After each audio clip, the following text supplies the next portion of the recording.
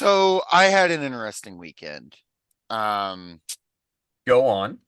Joe Biden, as we all know, is running his reelection campaign, despite still not having his platform up on his website at the time of our speaking, his 2024 platform. He is apparently running a reelection campaign, and he decided to come to Georgia because it is a battleground state. Um, and that's, quite frustrating to me because I am no fan of Joe Biden, Genocide Joe. And I was further frustrated to see that they were restricting who could come into his campaign event. Basically, you had to like get a link like from a specific source, and then you had to be vetted by the Secret Service to get in because they were afraid of disruptors. And I was like, well, that seems like something that I have to see if I can go to. If you're telling me that I can't be somewhere, so myself and a number of people from our organization, the PSL, basically figured out how to get a link, figured out how to apply. Number of people applied, and to get tickets, and a lot of rejections, notably people with very like Arab Middle Eastern sounding last names uniformly received rejections. But fortunately, I was able to attend this remarkable little event, and I do mean little event. It was just a few hundred people. Terrible way to run a national campaign. And I called his ass out. I got to the front, and I'll stitch in the audio, but I fucking screamed at Joe Biden. He looked like he was gonna have a heart attack. It was absolutely phenomenal. You're a dictator, do genocide, Joe! Tens of thousands of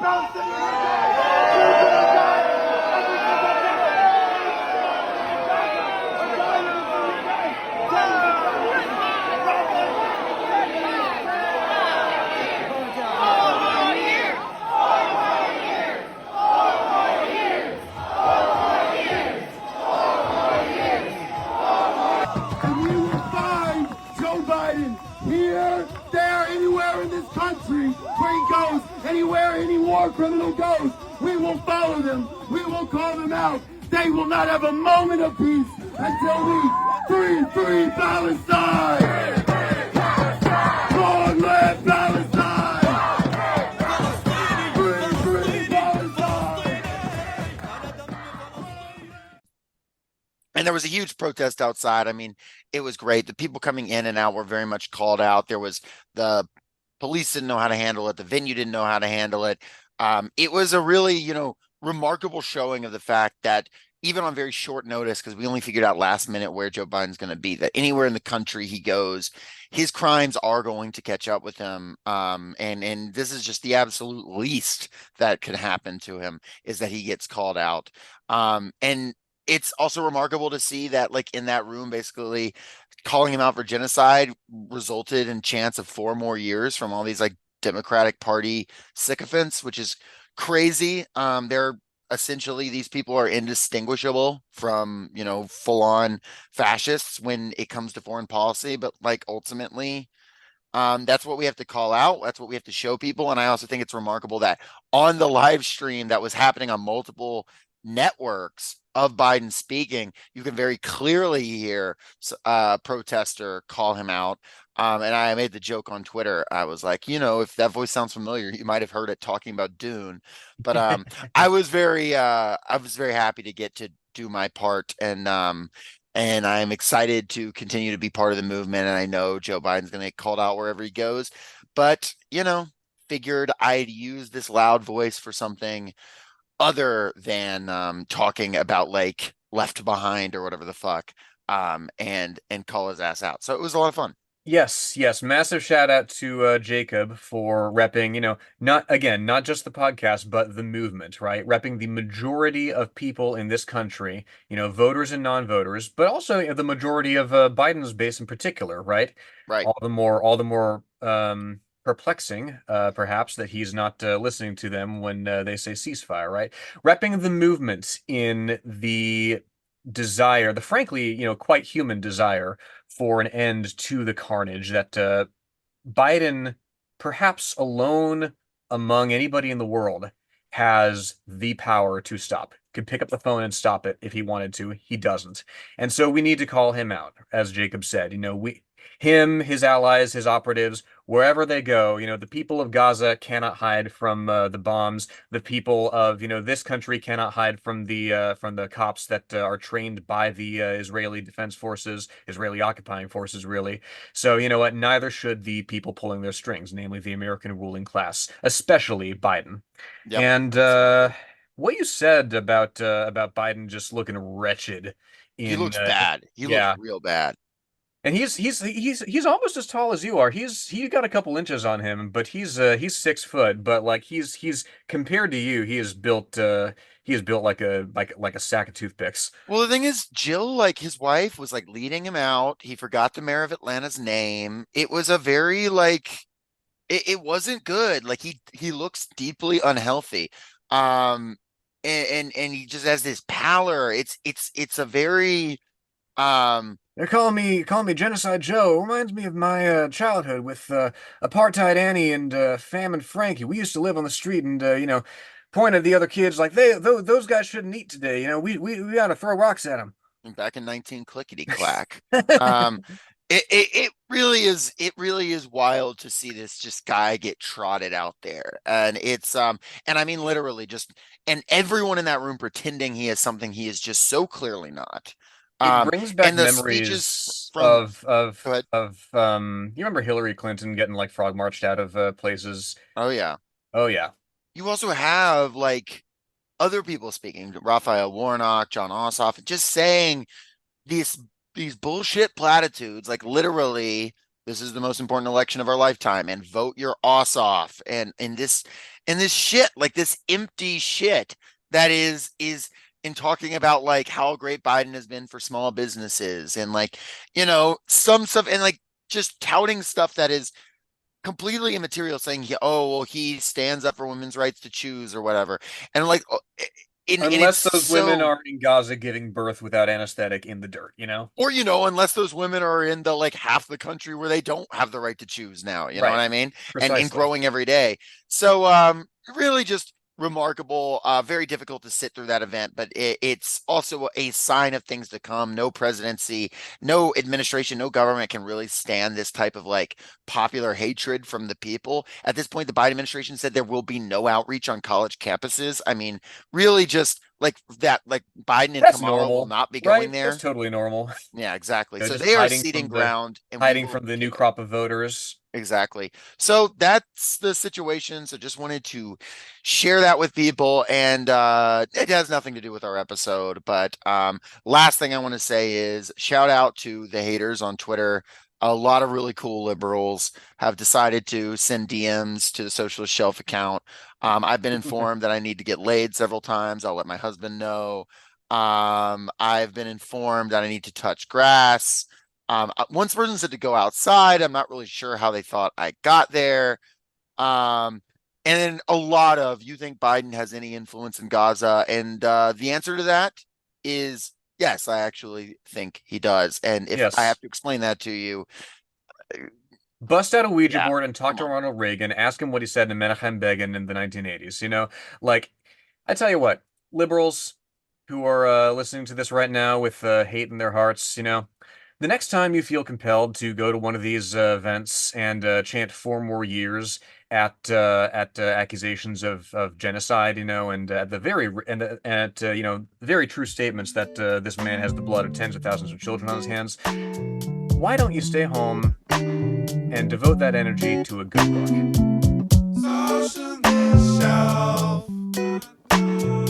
Read good books and organize yourself. Socialist shelf.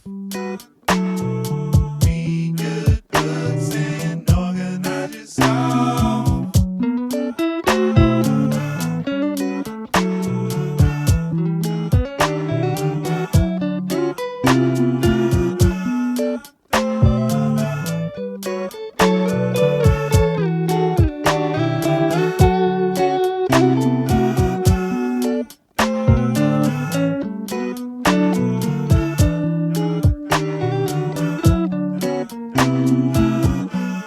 You're now listening to Socialist Shelf Radio.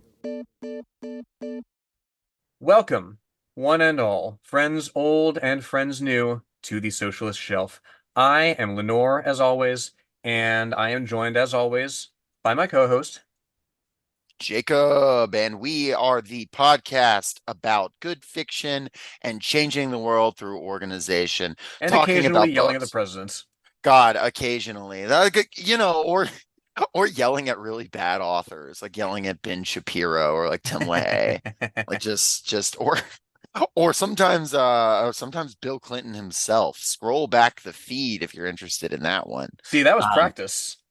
that was practice. I was yeah, shadow boxing Bill Clinton on the mic to yell at Genocide Joe. But today we are not going to be. I mean, I guess I don't know Lenore's takeaway, but I assume she will agree with me that this is not an episode where we were going to be yelling at this author incessantly.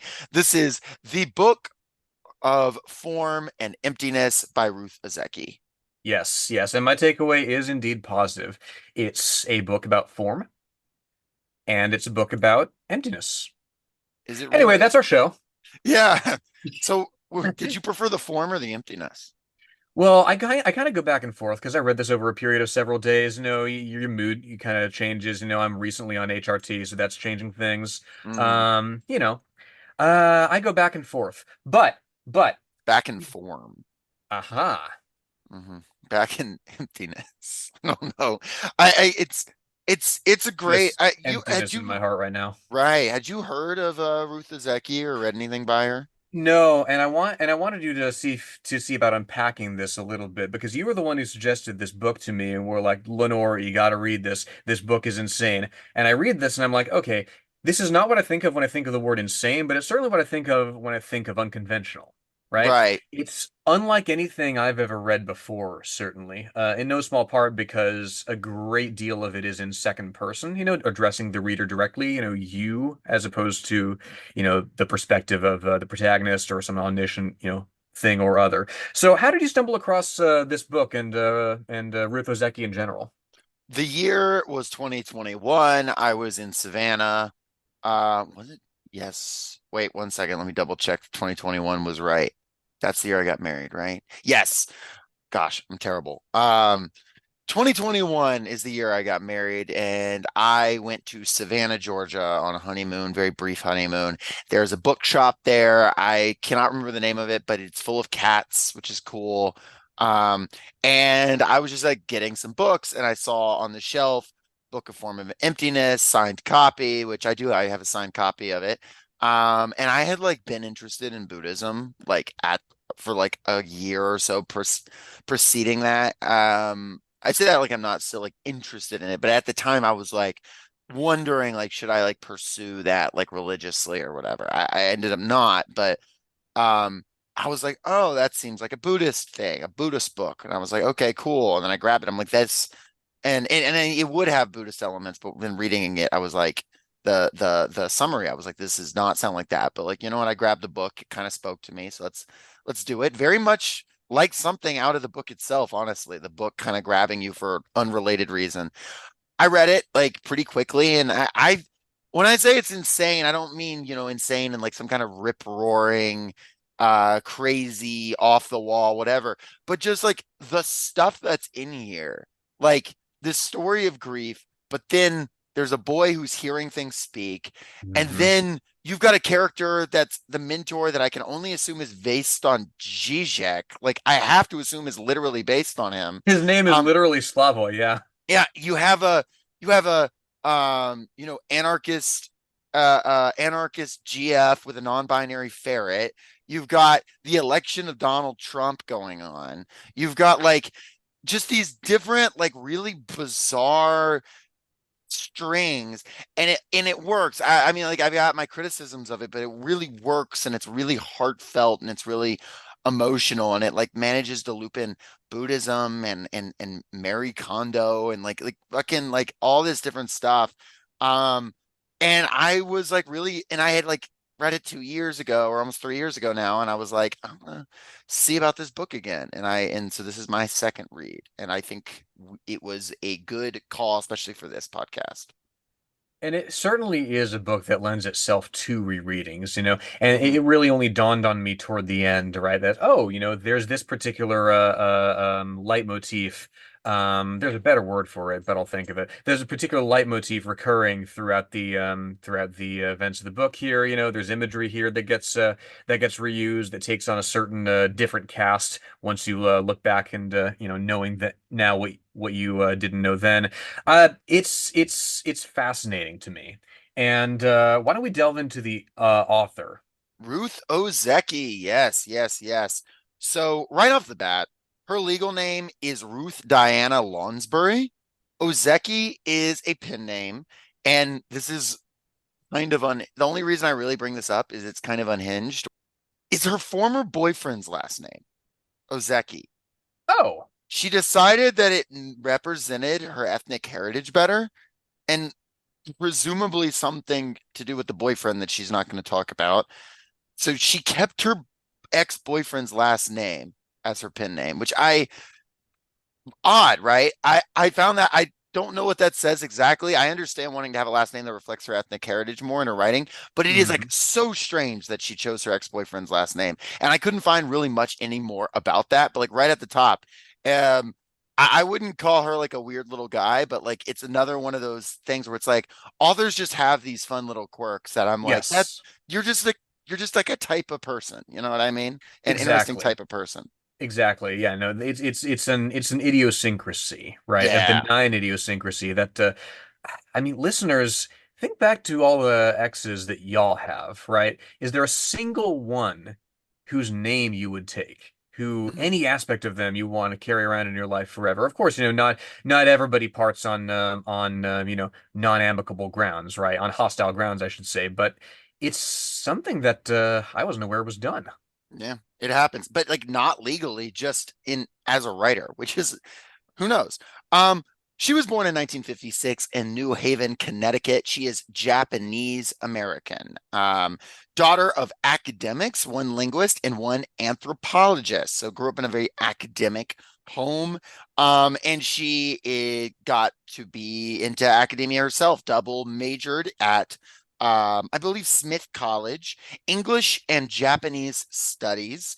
And then she immediately did a fellowship in Japan at Nara Women's University and lived in Japan for quite a while. So, coming from that background, then she would later teach at college. She's now a college professor, has an honorary doctorate from her alma mater, but studied English and studied Japan, for that sort of dual heritage.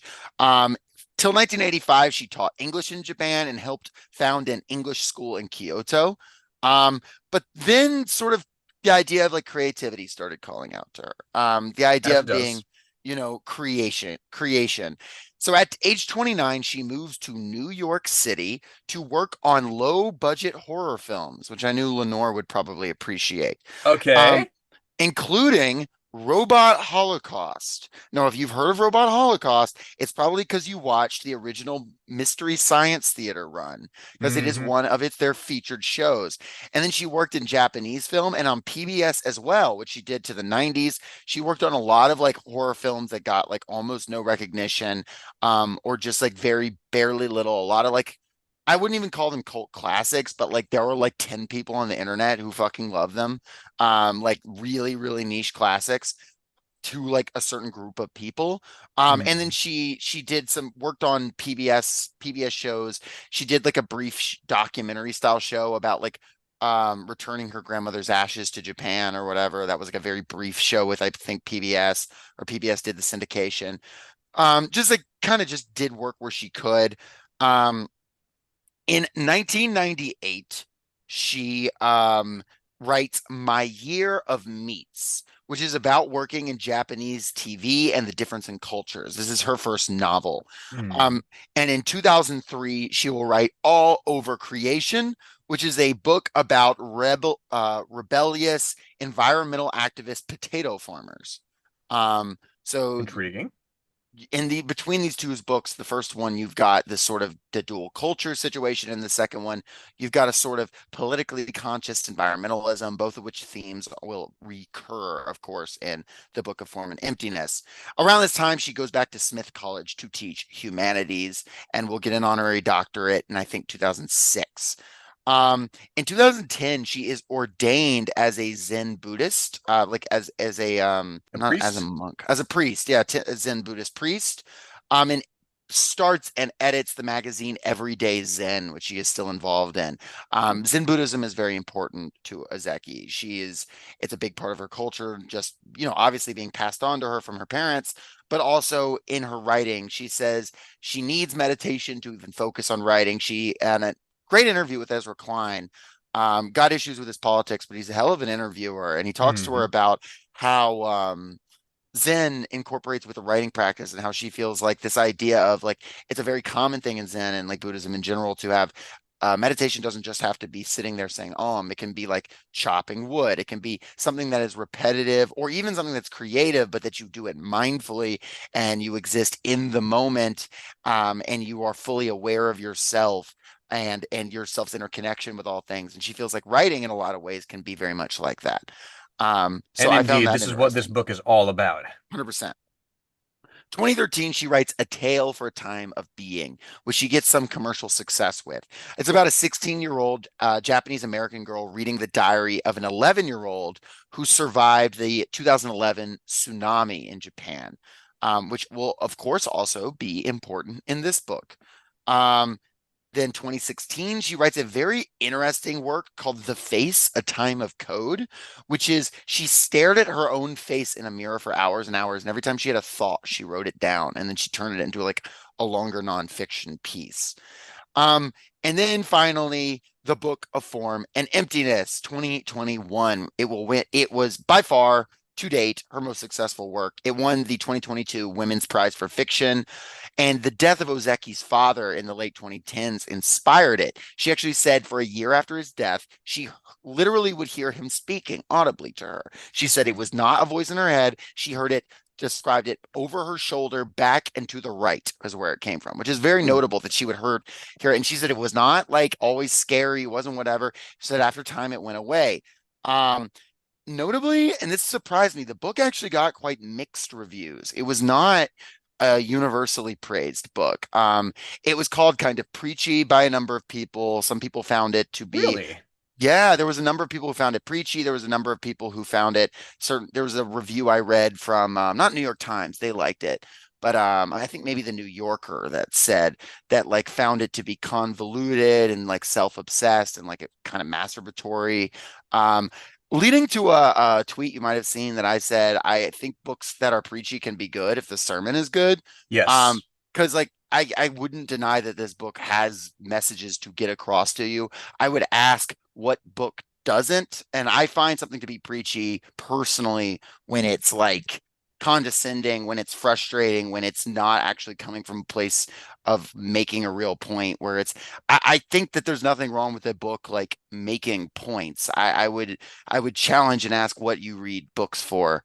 But regardless, to each their own. I can understand at least the convoluted people feeling like it's convoluted, even if I disagree. But that's basically Ozeki. She's still working writer. Um, Unclear what she's working on. She's not active on social media except when she has a book come out. She just reposts nice things people say about it. Um, Honestly, the best way to do it. yeah, absolutely. She has her blog. It's Everyday Zen. It's mostly just like about like vibing with Zen. She's got some solid interviews. One thing that kind of bummed me out about her interviews is I really can't find ones where she gets particularly political, despite this book being quite political. She talks way more about like the Zen element. And when she does talk about politics, she's just kind of like anti-consumerism. And we can maybe get into that more in the work, but it's which is not actually shocking after I read the book that she doesn't want to like talk shop about like the revolution or whatever. It Um, strikes but me as still, just something she doesn't consider to be her lane. sure, sure. It's a thing that she like knows will hang over everything, but is Yes. not her like level of expertise. However, I mean, credit where it's due. She's like very everything she says, she's very encouraging of people of all backgrounds, very good on like racial justice, LGBT justice, that sort of thing. Like she's very mindful of all of that and sort of things. But the more economic class-based stuff that it does get touched on in this book, hard to hear her like she doesn't have somewhere where she says, this is my ideology that I found. If I'm wrong, you know the email. I'm sure you'll let me know. Well, and I Um, do think obliquely, like we can get a sense of her position oh yeah. re corporate media, re capitalism in general, and the institutions that underpin it through a couple of specific characters and character beats. I'm thinking right now the mother and her news Yeah. monitoring occupation, but we can get into that. I was hoping for something in the Ezra Klein review, but honestly, after going over it, I realized Ezra Klein likes to pretend he's the most progressive person in every room, so he probably didn't want to ask her about politics, because then you'll find out that he's basically just like a median Pete Buttigieg voter. But that's neither here nor there. Uh, he is a really good interviewer, though. I gotta say, like he's quite the talent. But Credit where uh, it's due, you know. he wants to be Chris Hayes so bad. But anyway. That's mean. Um, let's get into the book because that's what all I've got on Ozeki, unless you've got something that I don't know about. Funny you mention the book because Of indeed Form and that is Emptiness. yes, well, because that is indeed one of the perspective characters here is indeed a book, just self-identified as the book. I Um, considered like getting somebody to do a voice to be the book on the podcast, like to do like a bit, like just like edit in like the book speaking to us. But then I was like, just I've get had a an long intro week. that's like a podcast must start somewhere. Yeah, no, I like thought about that and I was like, could we hit up somebody we know like to do a voice? But then I was like, we do have something to talk about and I'm tired. So consider that I might have done that. That's a funny idea, right? Yeah. One of these days when we do the gritty socialist shelf reboot, right? The gritty reboot starts now. So tell us about the book, Lenore. I think the best way to get into it is just to read this little, not an Do it. epigraph, but this first page here. Do In it. the beginning, it reads, a book must start somewhere. One brave letter must volunteer to go first, laying itself on the line in an act of faith, from which a word takes heart and follows, drawing a sentence into its wake.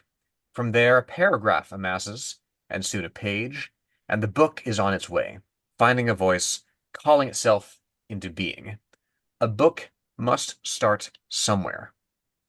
And this one starts here. And gets right into it. And the book is this one of your narrators in this. It is the book you are holding, has a voice of its own, and it speaks for the books. And it is a book, and it is the book about Benny, the book about Benny O, who is our protagonist. Though, I mean, like, there's really two protagonists, I'd say, but Benny, it is primarily his book. It is a story about him, and he is your other narrator. Occasionally, you'll have less often than the book, but still fairly often, Benny talking back to the book for a chapter or so in the first person, and not really in kind of sharing his perspective on things. Though, Mhm. of course, Benny's perspective is going to be limited to Benny, whereas the book, being the book, is essentially omniscient. Yes, omniscient, and yet with an attention to detail about how it presents the story. The book itself says that, let's see. The stories are life lived backward, it says, right? And here we get into the sort of dialectic between Benny and the book, right? Because Benny, at every turn, during his interludes, like he's criticizing the presentation of information, like, oh, why, book, are you presenting this particular thing? It's embarrassing. What does it have to do with the story? And the book, always the rejoinder is, well, we're telling it this way because there's some insight to be gleaned from this thing in your life had that happened, however inconsequential. And ultimately, we are arriving at an end point here, right? We are constructing a story through the unexpected things that have happened to you, right? We are trying to divine a narrative, and in doing so, we have to sift through a bunch of disparate events in your life that only Mhm. retroactively sort of make sense altogether. And because this is a book of form and emptiness, because this is a book about like, I mean, that's taking this like Zen look at things, that is thinking about like the spirit of things. It is taking this very literal look at this sort of Zen idea that everything has a spirit, right? If you read, the writings of like Buddhist writings, it differs, how literal people find things like the idea of everything has a spirit. Hmm. In this book, from the perspective of this book, all living matter, all objects are more or less conscious. They have different Hmm. ways of communicating. They have different styles of consciousness. They are very alien to us, the more foreign they are to us.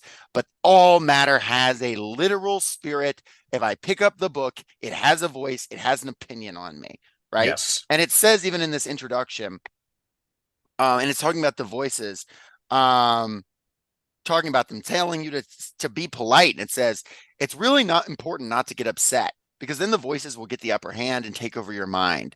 Things are needy. They take up space. They want attention, and they will drive you mad if you let them. So just remember, you're like the air traffic controller. No, wait, you're like the leader of a big brass band made up of all the jazzy stuff of the planet. And you're floating out there in space, standing on this great garbage heap of a world with your hair slicked back and your natty suit and your stick up in the air, surrounded by all the eager things. And for one quick, beautiful moment, all the voices go silent, waiting till you bring your baton down. Music or madness, it's totally up to you, which is the end of the introduction. And it's, I mean, in this case, mostly addressing Benny, who can hear the voices, but it's also making the point of like, there are all these things, there's all these voices, there's all this clutter, which will of course tie into like the materialist angle of stuff.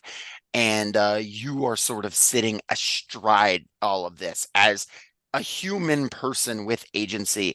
It makes me think of it's from the Tibetan Book of Living and Dying. I forget the author. It says that like if a turtle was in a sea that was 1,000 miles by 1,000 miles, and someone put a ring in it that's like the size of the turtle's neck, and the turtle surface somewhere rests random in the sea, the chances of that turtle's neck going through that ring are like equal to the likelihood that you got to be born in a human body rather than your spirit being elsewhere. And so you are in this moment of incredible power as you are in this like unique situation. It's like a thing it said, and it doesn't say that in this book, but it feels like that, like this humans are in this like incredibly unique position with an incredibly unique amount of agency. Yeah, And it made me unique is think a good about word that. for it. Yes. Yeah, it's that it's again, there's infinite points in the sea that the turtle could go through, but the fact that these two particular things converge, out of anything that could converge in the sea is itself noteworthy, right? Is itself different from literally anything else. So what do you do with that, right? And Same book it's that says that the Virgin Mary was a bodhisattva. Pretty fun read. Yeah, yeah, no, it's Mm, it's an interesting read on that as well. mhm, The way that these mythologies converge is fascinating to me. mhm, But yeah, that's the point. It's there is that process of hammering out how the story is to be told, right? The process of teasing out these details and deciding, okay, so which are worth delving into, which can we kind of gloss over to mhm. form this narrative, right? And the process of doing so is throughout conversational, right? In this very first chapter here, right? We are the first line is, so start with the voices then. And then from there we go, okay, so the book is talking to us, trying to decide, okay, so where did Benny start hearing voices? What was the inciting incident? Right around the time that Benny's father is struck and killed by a truck. Yes, that seems right. The book literally says. So perhaps the voices started around then too, shortly after Kenny died, which is a question, by the way. It's asking us for permission essentially to go on. Now, to go on with something that's been written down, of course, but inviting us along the way to consent to this particular telling of things. We could close the book and extrapolate as we please, but reading the book is committing to one particular path, as any of these characters themselves have to do. And yeah, so the plot kicks off with this death of Kenny, that being his American name, Kenji being his Japanese name. Um, and he is the father of our main character, Benny, and the husband of our really other main character, Annabelle. He's walking home from playing a show at a jazz club. He's a professional musician, and right outside his house, my man gets hit by a chicken truck, like a truck pulling chickens, and he dies. And it's this absurd, depressing ass moment. Yes. And his wife and son see him die, and it's like they're just like, holy shit, my dad got run over by a chicken truck. Well, and Fuck. as and more pertinently, like he's fallen and he's Yeah. been covered by these crows that tend to swarm and flock outside of the house, right? Mhm. And it's the crows that have obscured him from the view of the driver. True. I bring this up because that's because the crows are important. They recur throughout. Yeah, and the crows are trying to keep him warm. It's presented as this friendship because he feeds the crows, but then it's part of the downfall. But yeah, like Kenny is also this very, I mean, he's presented as this, very warm guy. This guy who is artistic. He's loving. He came. I mean, he's still like, by the time of his death, he's like gotten good at English. But when he first met Annabelle, he was not the best English speaker, but he was this just outgoing, loving guy who was also, so into his art and whatever, and he really can't escape sort of the scene, quote unquote. So he really can't escape drugs and alcohol, substance abuse. Even when his son was born, he was off the wagon for a while, or on the wagon for a while, but he fell off the wagon again. But he's presented to us as this very genuine guy who just is genuinely in love with music, genuinely loves his family. And because of these vices, he dies because he would have not gotten hit by a chicken truck if he wasn't crossfaded in a back alley, somewhere. And it Yeah.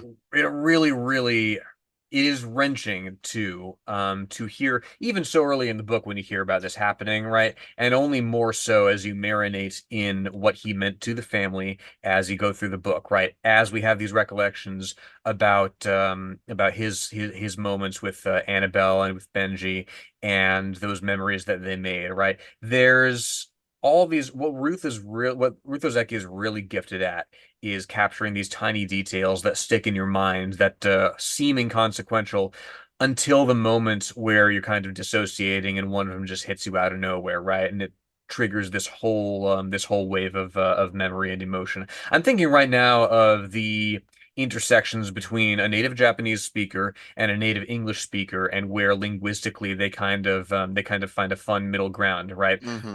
Kenji will see a shirt that with the word like awesome on it. He'll be sounding it out, and he's like awisome, and that becomes like a running joke within the family that Hmm. they can sort of have as a cultural like familial touchstone. It's these little details that make the world seem so lived in, that make the characters seem so lived with, and it creates all the more of a vacuum when those characters are gone, right? When they're pulled away. Absolutely. And then it plays with language in a lot of fun ways. Like they have magnets on the fridge to make poetry out of that. He will leave stuff that's not always even like, not always perfect English, but it works almost even better. Like we are symphony together, things like that. Um, and yeah, like in noting those little details, I want to read just this small part of when he dies, because Annabelle runs out, and says, she stood there in her nightgown, alone in the pool of light cast by the street lamp. All around her there was motion, feathers drifting like snow, but she stood perfectly still, like a frozen princess, Benny thought. She was looking down at something on the ground, and in a flash, he knew that something was his father. From where he watched, high up in his window, he couldn't see his father's face, but he recognized his legs, which were bent and kicking, just like they did when Kenji was dancing, only now he was lying on his side. His mother took a step forward. No, she cried and fell to her knees. Her thick golden hair spilled down her shoulders, catching the light from the street lamp and curtaining her husband's head. She leaned over, crooning, as she tried to gather him up. No, Kenji, no, no, please, I'm sorry, I didn't mean it. Did he hear this? If he had opened his eyes just then, he would have seen his wife's lovely face hanging over him like a pale moon. Maybe he did. He would have seen the crows perched on the rooftops and the swaying power lines watching, and maybe looking over his wife's shoulder and beyond, he would have seen his son watching too from his distant window. Let's say he did see, because his dancing legs slowed then, stopped kicking and grew still. If in that moment Annabelle was Kenji's moon, then Benny was his distant star, and seeing him there twinkling brightly in the pale dawn sky, he made an effort to move his arm, to raise his hand, to wiggle his fingers. like he was waving to me, Benny thought later, like he was waving goodbye. And it's very like, obviously it's very sad and it's very dramatic and whatever, but the way it's like written is the book is finding its way through the story, right? The book is Yes. like, does this make sense? Let's say this makes sense, you know? It almost is like the book is writing its own first draft and we are privy to it. Um, which I find to, make it feel very honest and make it feel more like memory. Like Benny is sitting here remembering, and he's like, did my dad wave at me, or is this how I remembered it? Let's say Mm, he waved at me, like it's making it makes it interesting and it makes it yeah, feel more honest. right. And a book is, as we get into, a book is perspective crystallized, right? The process of writing a book is taking these empty pages, right, and imposing some sort of form on it, right? Imposing some sort of perspective, some sort of frame of reference, a series of memories that you have arranged to produce this particular effect in the reader, right? The book, in other words, is an entity that is used to a particular a particular mode of presentation, right?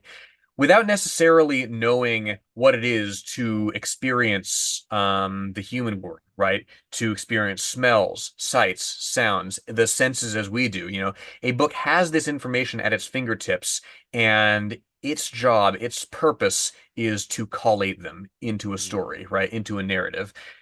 Whence, something I really appreciate about Ozeki's prose here is her attention to things behaving as they ordinarily do not, right? Uh, after Kenji's death, right, Benny seemed to shrink as Annabelle grew, as if she were metabolizing her small son's grief along with her own. It's this sort of perspective that's orthogonal to the human experience, that lends itself very well to simile, lends itself very well to metaphor. It's recombinant, right, in a Mhm. really, really authentic way.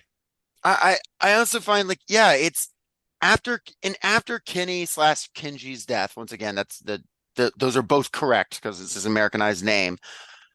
After this death, it has this obviously profound impact on his wife and child, of course, but it is like interesting. You kind of see what kind of guy he was at their funeral. It's all these guys that are just from the jazz show, and they come and they play music, and they have this sort of send off for him that's like very boozy and very playing music, but very sweet, but also very like, you know, they forget to watch his kid immediately. That's just the kind of guys he hung out with. And you see Benny and Annabelle not sure how to interact with these people. And you realize, okay, so Kenji was the outgoing one. Kenji was the one who, like, if they were going to hang out with people, he was the one who was going to go bring the people over. If Benny was going to have a play date with a friend as a kid, Kenji was the one who was going to ask the parent. Like he was always the one. He's the showman. He's the whatever. He's the guy who brings the light. Annabelle was always, Annabelle had her own thing. She was the moneymaker primarily. She was while he pursued his art. She took care of him. She taught him. She was always more focused on like Kenji was like kind of more like the homemaker and more like the guy who like made things happen in that way. And she was always more of like outside the house. Always, and it's and it throws off their equilibrium in this fundamental way that like really fucks them up, of course. Um, and then you have this moment, and it really where I felt the sadness about Kenji more is when it flashes back to how Annabelle and him met. Um, and you have, you know, her meeting him after a situation with a shitty boyfriend. And like it's funny because Benny is like, don't you want to talk about how my parents first met? And the book's like, all right, here's how they fucked for the first time. And Benny has and your dad has an unintimidating penis, which is literally a line from it. But it actually makes quite a lot of sense in context because it's Annabelle, like she'd never been with a guy who was like gentle with her before, who like Exactly. and she was bigger than he was, and in this book, her struggling with her weight and her obesity is a challenge, but she's always, it says been big bone, been bigger. She was always bigger than Kenji, and he made her feel beautiful for that, right? Like it's and it's talking about them overcoming the language barriers, and it's this like really beautiful thing. And without him dealing with the grief and now Annabelle with the pressures of being now a single mom, already being economically strained just by virtue of living on like the West Coast in the big city. I think either San Francisco or LA. I'm not sure which one it is. Um, she doesn't have time to like process this grief, and she's got this like 12-year-old son, and like he doesn't know how to handle it. And they're now just thrown into this. They're thrown in to keep living in the world, and there's nobody really to take care of them. No extended family, no really close friends. And Annabelle's job gets moved to be work from home. We can talk about her job in a second. And yeah, it's just pure isolation aside from with each other, which sometimes can be worse because, 12-year-old son and a mom who doesn't know what the hell she's doing. Hmm. Yeah, exactly. And it's in the midst of an environment that itself, despite the death that they've been through, right? Despite the trauma that they've suffered, in which they're kind of frozen and have difficulty processing it, right? Things go on around them. Life happens around them, not in the sense of, history moving along, not in the sense of other people living their lives necessary, but in the sense of their very environment being alive. We mentioned, of course, everything having its own spirit, everything having its own like vitality, function, voice, even from the beginning. The refrigerator magnets we mentioned, right? The magnets wanted to be moved around to make new poems, and Benny, was just trying to help them, right? Mm. It's a very early indicator that Benny in particular is attuned to this sort of way of interacting with the world, right? This which is accessible to him, but to very, very few other people, right? Listening directly to the literal voices of these things, having this sense of the desires which follow from the function of one or another object. That thing happens still as as they go through their lives post Kenji's death, right? Not just in the sense of things wanting to speak to them, but also in the sense of Kenji manifesting perhaps through these things, right? Through the magnets, right? As they move around seemingly without outside influence, right? Uh, And the globe too. There's a little globe that yes. that's on Benny's shelf in his house, and it's like flickers weirdly when he moves his dad's ashes near it. And You Benny's know, like, oh, well, perhaps, my dad's spirit is trying to fix my lamp, and keep the maybe crumbs we to don't know. me. The book neither confirms nor denies. Yeah, there's a little bit of magical realism at play here. Mhm. Because again, it doesn't really nail down exactly what Benny's deal is medically. I don't think it's meant to. N- Um, No, yeah.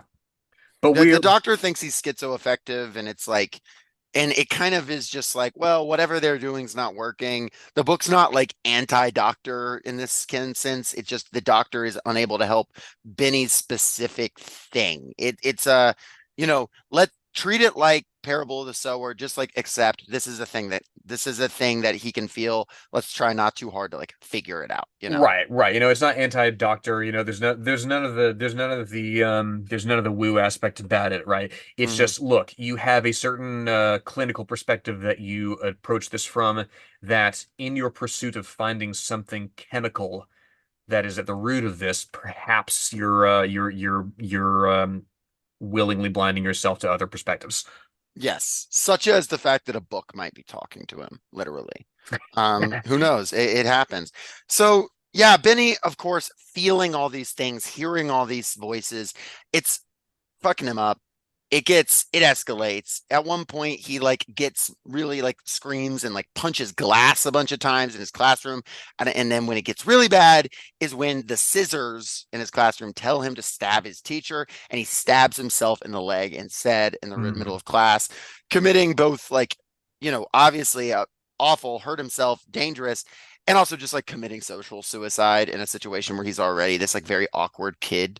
Right. Um, and so it's not good to be Benny in this. Yeah, and which for a hyper empath like him, right? Again, the reason that he punches the glass window is not because he's frustrated and just taking things out on the window, right? Um, the window itself was guilty, he says, for killing this bird that happened to run into it. And then Hmm. of course, yeah, he's trying to get it to quiet down, but he's like, okay, well, this isn't falling out of the sky. This particular object with which I have a parasocial relationship is crying out to me. In another circumstance, I might sympathize with it more. But right now, it's intruding. Yes, exactly. And he even says the glass remembers being sand on the beach and little birds walking on it and stuff. Just like little details that it's like, once again, you're coming back to the Zen, like the complete interconnectedness. All is all. Everything is connected to everything else, Hmm. which it makes it work very well. It's very poetic. Meanwhile, Annabelle has her own relationship to things, right? She does not hear things speak per se, but so the Marxist term commodity fetishism. Hmm. Annabelle is if you literally fetishize commodities, like you literally were just like attracted to commodities, you would essentially like what commodity fetishism was when I first heard the term. Like You're that's like, her. oh, like is that hoarders? Yes, and she's an absolute hoarder. There's like Hmm. an early scene. She goes to Michael's, and it's Michael's works on her like a fast-acting drug. Her blood quickened, her heart began to race, and a dreamy lassitude came over her as if her moans were melting. Michael's didn't just sell merchandise, it sold promise, Yes, and it's worth so sad. noting, like it's it's not just magical realism, right? It is set in our world. There are brands, there are locations. This is not a what the fuck was his name? The president is missing. The author of that, he James wrote one. Patterson. Patterson, yes. This is not James Patterson stepping from advertising directly to here, like, oh, crack open an ice cold bud. Yeah, no. This is just a woman who is going through life and has this particular relationship with these particular brands that, for the purpose of the story, of the character, for the narrative, right, fill this particular niche in her life. Everybody has had this particular relationship with one brand or another. It's what happens when you grow up here in the imperial core, in the heart of capitalism, right? Um, She it's has a re very like junky job too, like because Yes. she works basically in news clipping. Basically, her job is she goes through the newspapers. They've got contractors who like are like, hey, if there's a certain article that's relevant to X, Y, or Z, please get it to us. So she worked with a group called the Scissor Ladies, cutting out the articles and keeping the backlog in the archives. The job gets massively downsized due to the fall of print media to just her in just her home. So she starts just loading it all into trash bags. She can't throw it away because it's archives. Um, and she's already like kind of inclined to not clean up after the situation. She really likes stuff. She's obviously horribly depressed. The house starts to get absolutely disgusting. And of course, she's miserable because she's doing this job that she knows is fucking fading away. That her boss is like, we don't have that much time left. Even when he manages to like get her a transfer to do more digital media, um, it's still like this is on its way out. We've got you know large language models probably that can do this job. We got better just keyword search AI that can do this job. And she's just subjecting herself to reading about the worst shit in the world all day, every day. She's just like downloading MSNBC into her brain 8 hours a day. And it's so yeah, she's got this like messed up relationship to the world, but she's also so isolated, right? She never talks Yes. to people, but she is consuming the stories of immiseration from around the world. And indeed, from the perspective of in the service of, and here's where, as I alluded to earlier, we get into Ruth Ozeki, about as political as Ozeki gets here, right? We get into her perspective, I think, on, who she's in service of, right? Throughout the text, it's mentioned several times. Yeah, she's a media monitor to for these clients who are looking through the news for the general tenor of coverage on X or Y or Z issue, right? So from she's commissioned by gun manufacturers to look for like anti-gun like pro-gun control sentiment in media, right? She's commissioned by this or that energy company to look for how people talk about climate change and that sort of thing. The people, the institutions, the firms that are behind these social ills, right? All tied together by the dominance of capital. From the perspective of the people perpetuating it, right? Hmm. She's basically playing her part to help them sell their function in this capitalist society to the public, right? To teach these institutions how to sell themselves and to go on self-perpetuating. And so she's kind of in a by the very nature of it, even if she weren't at risk of having her job automated away, which eventually it happens, she's in this self-perpetuating, horrific hamster wheel of a situation here.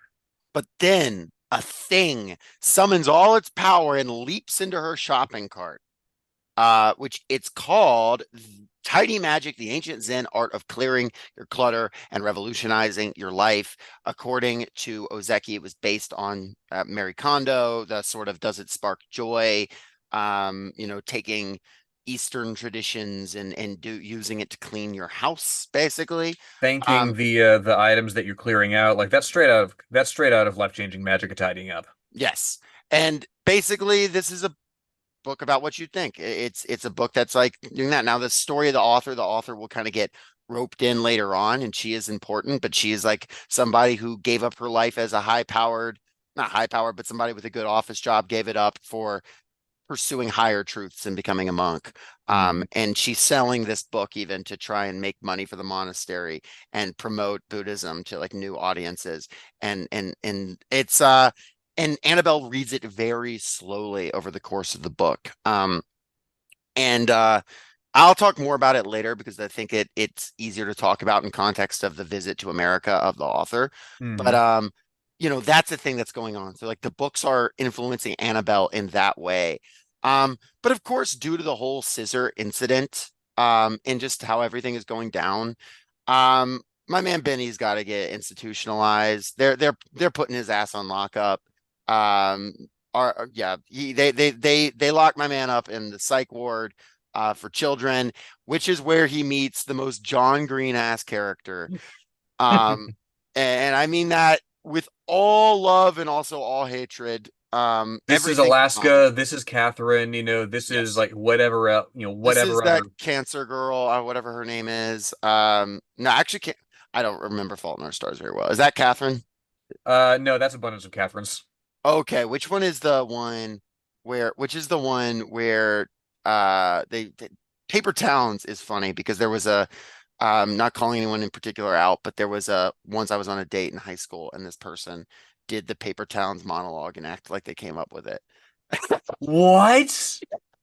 Oh my really God. good. And then I saw the movie later and I was like, you motherfucker. Wow. John Green episode at some point, but hey, we all did cringe shit in high school, okay? Oh, 100%. 100%. This girl's name is Alice. She goes by Athena and then by the Aleph. She is I think she's supposed to be 17, right? 16 in the beginning of the book, 17 at the end of the book. Yeah. Pushing 18. She starts in the children's ward and they move her to the adult ward for bad behavior, which makes it seem like she's 17 or 16. Dyed white hair, tattoos, like stick and poke tattoos, piercings, she's Benny's ideal goth GF, like he has a dream about her before he meets her, and like it's his like first wet dream that he has. He's of course like he's immediately head over heels. He's like, I've never seen a woman with a piercing before. Literally step on me, queen. That's how Benny feels. Joe, like that could like be a line from this, honestly. Like Benny is like very down bad for her. She, of course, as an almost adult, sees him as a child, at least for the moment. We'll get to it. And she is like, she's a user. She uses drugs. She carries around a ferret named Temporary Autonomous Zone. That's a non-binary ferret. She leaves these slips of paper with like recommendations. And when I say she's like a John Green ass character, like she leaves around slips of paper giving you instructions like pretend the wall is a mirror and walk backwards. And notably, in really, really painstaking calligraphy that it looks typed, right? Yes. No, she is this very like, and no, she's interesting. I don't, my jokes about her aside, like she is this very interesting, like overly conscious artistic person. I want to note that she's like homeless, and like very much like product of the foster system, constantly running away, and has been basically raised by Slavoj Zizek. Yeah. Yes, there's this. If Zizek didn't hate trans people, it would be the Bagman. But we'll get to him in a second. Right. But yeah. The psych ward doesn't do shit for Benny though. Just to kind of gloss over that, it's where he meets the Aleph. That's basically the main thing about the psych ward, and it's where he learns to not tell anyone about his problems. It's worth noting as well, like the contrast between just how unbelievably like written she seems, right? Mhm. I've had this question posed of other people that I know, like, wow, this person's really cool. Who wrote them, right? Mhm. It's this sort of person who has their aesthetic who lives so comfortably in their body, in their identity, right? That somebody's like, wow, like how can they possibly be real? And indeed, her very existence is called into question later in the book. We'll get to that, of course. Mhm. But it is a very early it is a very early contrast of, again, the hyper reality of this book, which I mean, this book is very dated, right? It's dated in the sense that we know the current events going on. We know what's going on in like 2014, 2015 when Benny's like 12 or 13, right? We have headlines, right?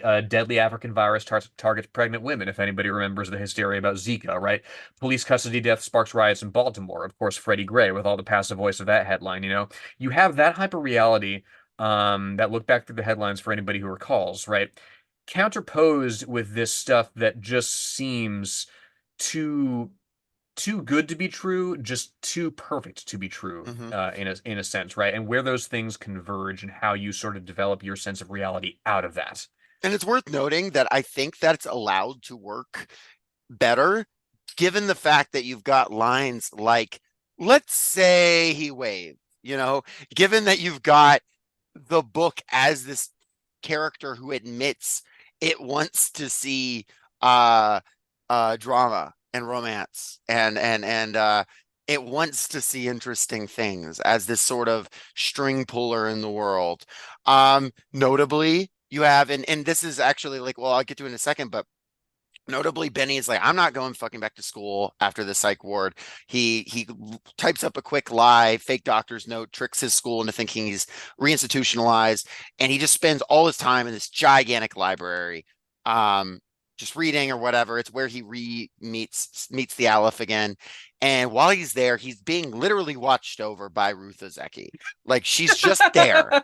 Um, she's just chilling. Like he's like, there's just this like Asian woman that's sitting in the corner, reading and typing, and she occasionally looks over at me. And at one point, she tells Annabelle, "Oh, yeah, no, I'll keep an eye on your son. He's a good kid." Um, and notably, when he reunites with the Aleph, it's because she drops a piece of paper that he finds. So it's like kind of winking at you too, like I hey, I understand that this is a plot device that the author has to literally show up in the world and hand to our character, but Hmm. this is the type of book we're in. Um, Yes. it's magical realism on multiple levels, and then the characters are kind of magical realism, but it is in and it is in this time that Benny is growing more distant from his mom. He does not know how to talk to her. He doesn't know how to talk to her about the voices because if he tells her he's hearing voices, he'll go back to the psych ward.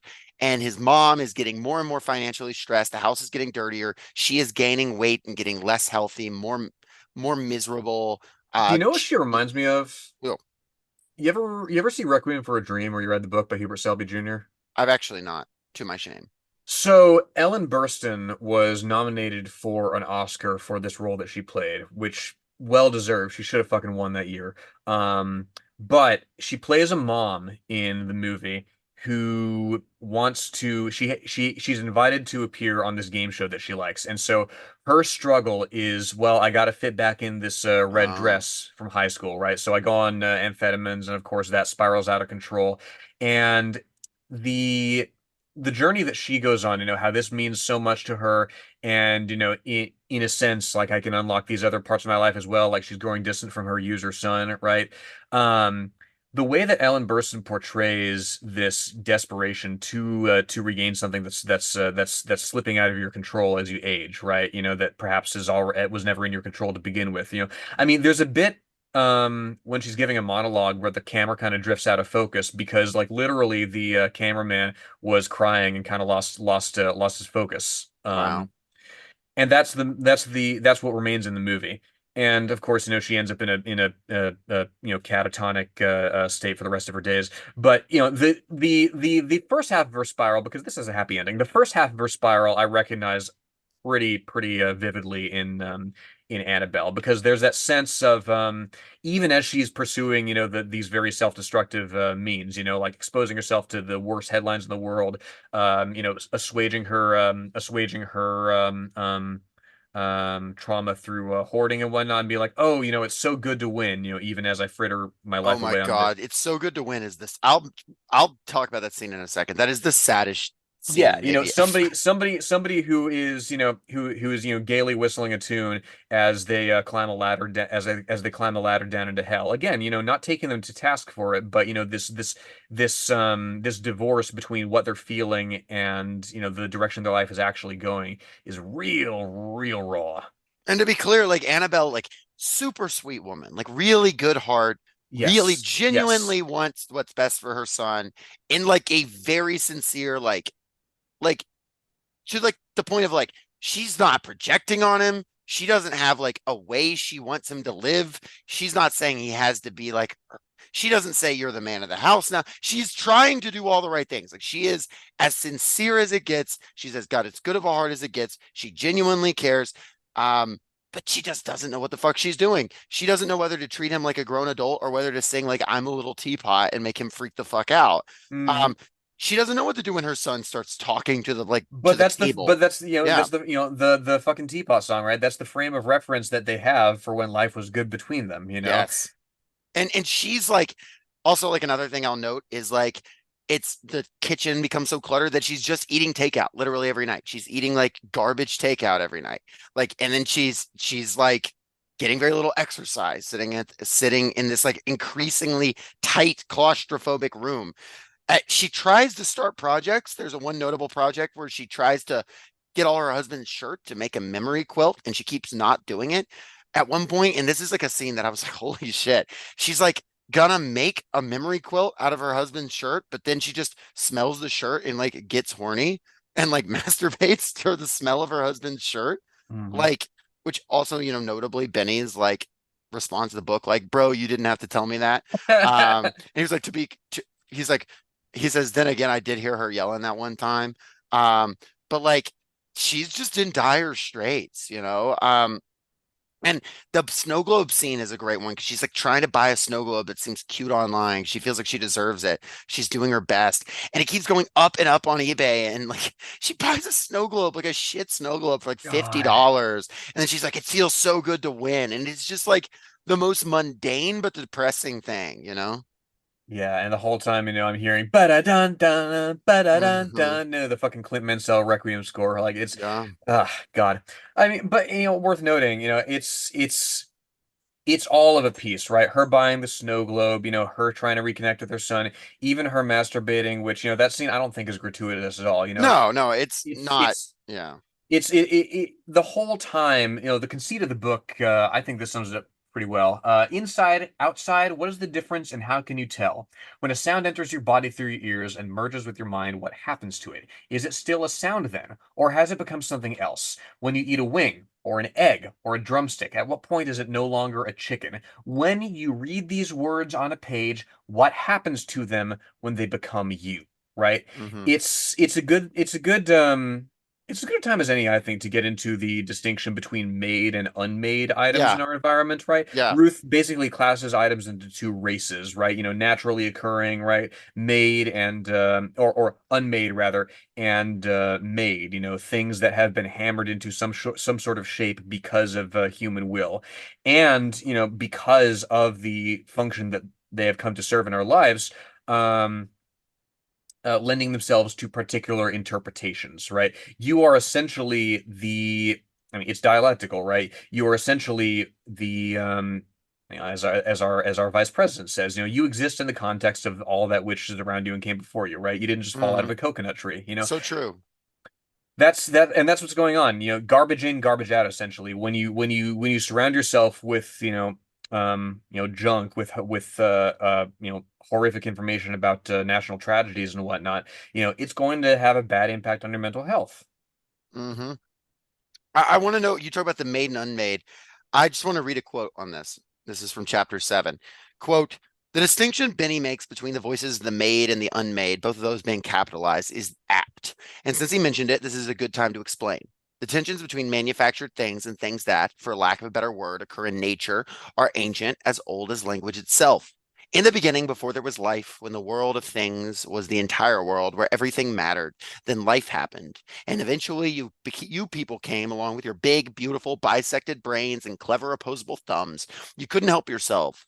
It was only a matter of time before you caused a rift to occur, dividing matter into two camps, the made and unmade. Over subsequent millennia, the schism grew, haltingly at first, in fits and starts, pinch pot here, an arrowhead there, a bead, a hammerstone axe. You worked your way through the material world, through clay, stone, reed, hide, fire, metal, atoms, genes, and little by little you became better makers, cranked by the power of your big prefrontal cortexes. The engines of your imagination gathered steam until, in tumultuous leaps of what you came to call progress, the made proliferated, relegating the unmade to the status of mere resource, a lowly serf class to be colonized, exploited, and fashioned into something else, something that was far more to your liking.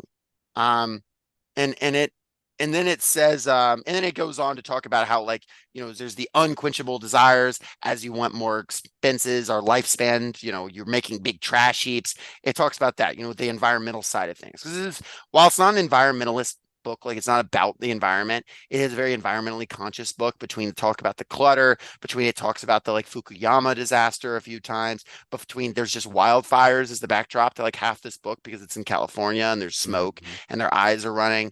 There's this constant knowledge of the disaster being wrought by humans' relationship to things, to materials, not just to commodities, but also to commodities, which, it comes down to sort of the anti-capitalist nature of the novel, which the only people who really critique capitalism as such and call it by its name are the Aleph and the character that we have alluded to that I think it is time to talk about. The Bottle Man. The Bottle Man. Do you have a Zizek voice? Because I do not. I cannot do the accent. Oh God, is Zizek himself Slovenian or yes, he is. Yeah, it's like your unquenchable desire, fire that sparked us into being. I don't know. Yeah, it's a guy in a wheelchair who is described, bearded older man named Slavoj who goes who is told, hey, you can't put your bottle in the book slot, and he was like, what is this slot? Pure ideology. And then it was like, oh, I'm a famous poet back in Slovenia. And it's like, yeah, sure, man. But then every time they meet a Slovenian person, they're like, he's a famous poet back in Slovenia. I'll fucking die for him. And it's like, what is he doing here? And again, that sort of person so who just has that unbelievable sort of quality to him, right? It's like no way he's like the nexus of this whole community of people, right? No way he like always knows a guy. Like he's just I mean he's more than meets the eye, right? He's than the B-man. Exactly. He's our problematic fave. He does immediately get a 13-year-old drunk. He's constantly drinking. He's talking about Marx. He's writing this book, The World. Turns out that he's basically protected the Aleph through her whole life, and her name, the Aleph, comes from a Jorge Luis Borges story. It's the short story about basically a mediocre artist with a self-important view of themselves, then exposed to the genuine point of the supernatural, which obviously is like kind of a dig at the Aleph as a character. I almost wonder, like, is the Bottle Man like, she's not as good as she thinks she is, I'm going to call her the Aleph, but she has a point of supernatural beauty. And notably in the short story, the Aleph, it's literally like, you look at the Aleph and it is like all things contained in a point, which is again very Zen.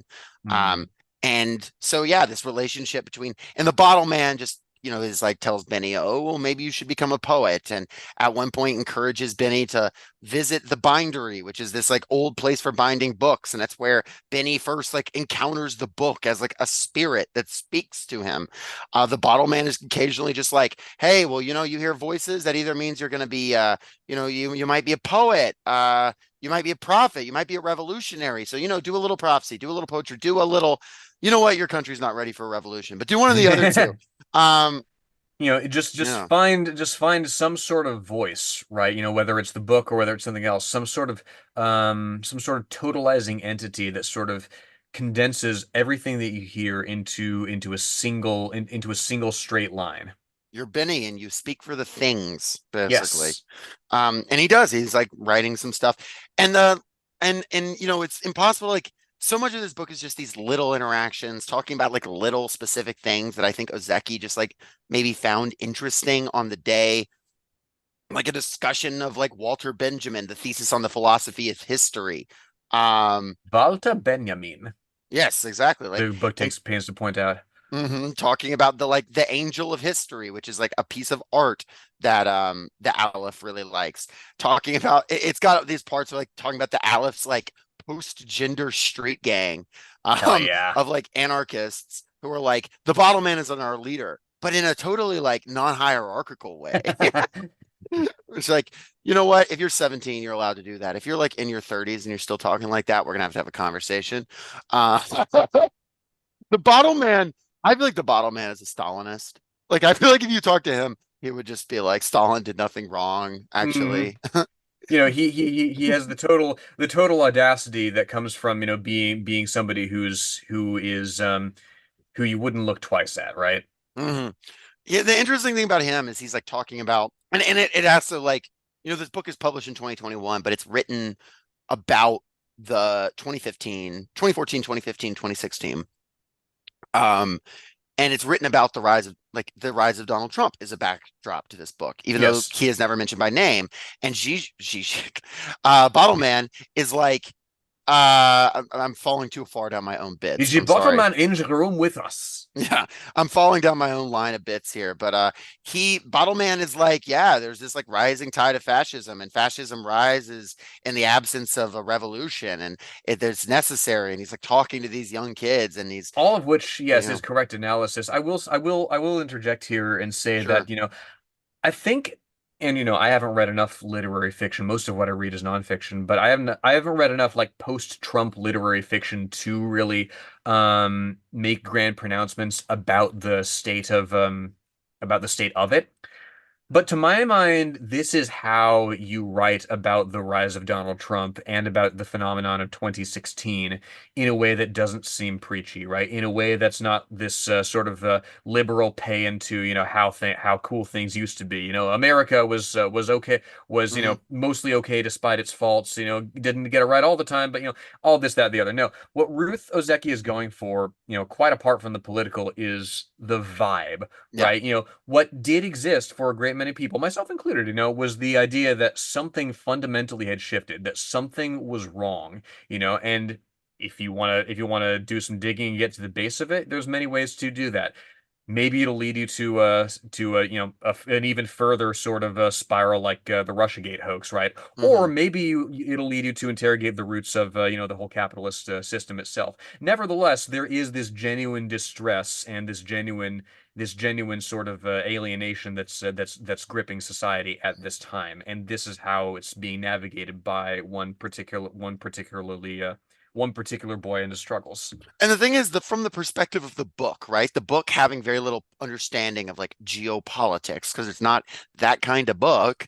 It Hmm. is seeing this as like from the perspective of like vibes, like you talk about vibe shift, and what the book sees is like climate, but not just like global warming, but like there's so much stuff and it's piling up and y'all throw it away and it breaks and it's piling up. And he says, and it's just something's got to break. And the anxiety of the spirit of everything, y'all are destroying everything. There's smoke and you're There's just this going bit on and on, you know? there's this bit that crystallizes it that I particularly love. Yeah. Our trust in you is deteriorating, and our belief in your wisdom. Speaking of the perspective of made things, right? Our belief in your wisdom and integrity is crumbling as we watch you mine, instrumentalize, and lay waste to our home, this earth, this sacred planet. This is your fault. Your unquenchable desire, the fire that sparked us into being, is our unmaking. Your unbounded appetite for novelty has led you to design premature obsolescence into our bodies, so that even as our numbers increase, our lifespans diminish. Cruel calculations. No sooner are we made than we are discarded, left to revert into unmade, disincarnate stuff. You turn us into trash, So how can we trust you? From the perspective of something that you have made, from something that you read, that you interact with, that you love, that you set aside and come back to later with, whatever memories you have of it, right? You can't talk about, you know, if you take comfort in stuff, right? You can't talk about stuff and have a sort of parasocial relationship to stuff, to my mind, without interrogating, its backstory. Just as you would take an interest in the history and the backstory of a dear friend. Absolutely. And it's so from the book's perspective, this vibe shift is deeply tied to that. It's deeply tied to this sort of like capitalist rot, or as the bottle man would say, the failure of a revolution. Like, to Ozeki's credit, it's not like America was good and then Trump. She says Trump rose because America failed to be overthrown, which implies America needed to be overthrown before Trump. And Well, now it and really that does. and that there is indeed a profound alienation and a profound disconnection from the political, from the process of decision making, that can be channeled into organizing. That can be channeled into strengthening your community and working toward a socialist reconstruction of society. Or it can just be diverted into a particular charismatic figure who is throwing a brick through those guys over there that you don't like, whether he's a reality show host or whether he's a segregationist.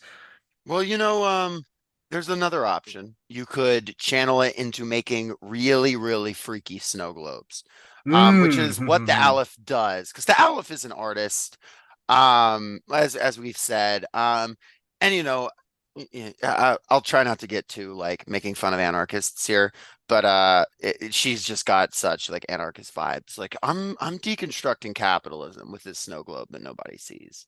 Well, a snow Like. globe, and worth noting, like the snow globes she makes are disasters, right? You have a Yeah, they're forest cool. fire. I don't get me wrong. They sound They're badass. yeah, the craftsmanship. I mean, I go to the Oddities and Curiosities Expo every year when it swings through town, right? It's the sort of thing that somebody would be tabling at that selling, right? Yeah. Incredibly intricate little crafts that show, human disasters, and you shake them and like, okay, it's a forest fire, so there's like branches and ashes, right? It's the fucking like Fukushima reactor spill in Japan, so it's got Gatorade instead of water because it's radioactive, right? Hmm. It's really profoundly creative, and yet it's crystallizing a moment in place, right? It freezes it there. You observe it and you shake it around and you look at it from every angle, and it's frozen in place ultimately. Hmm.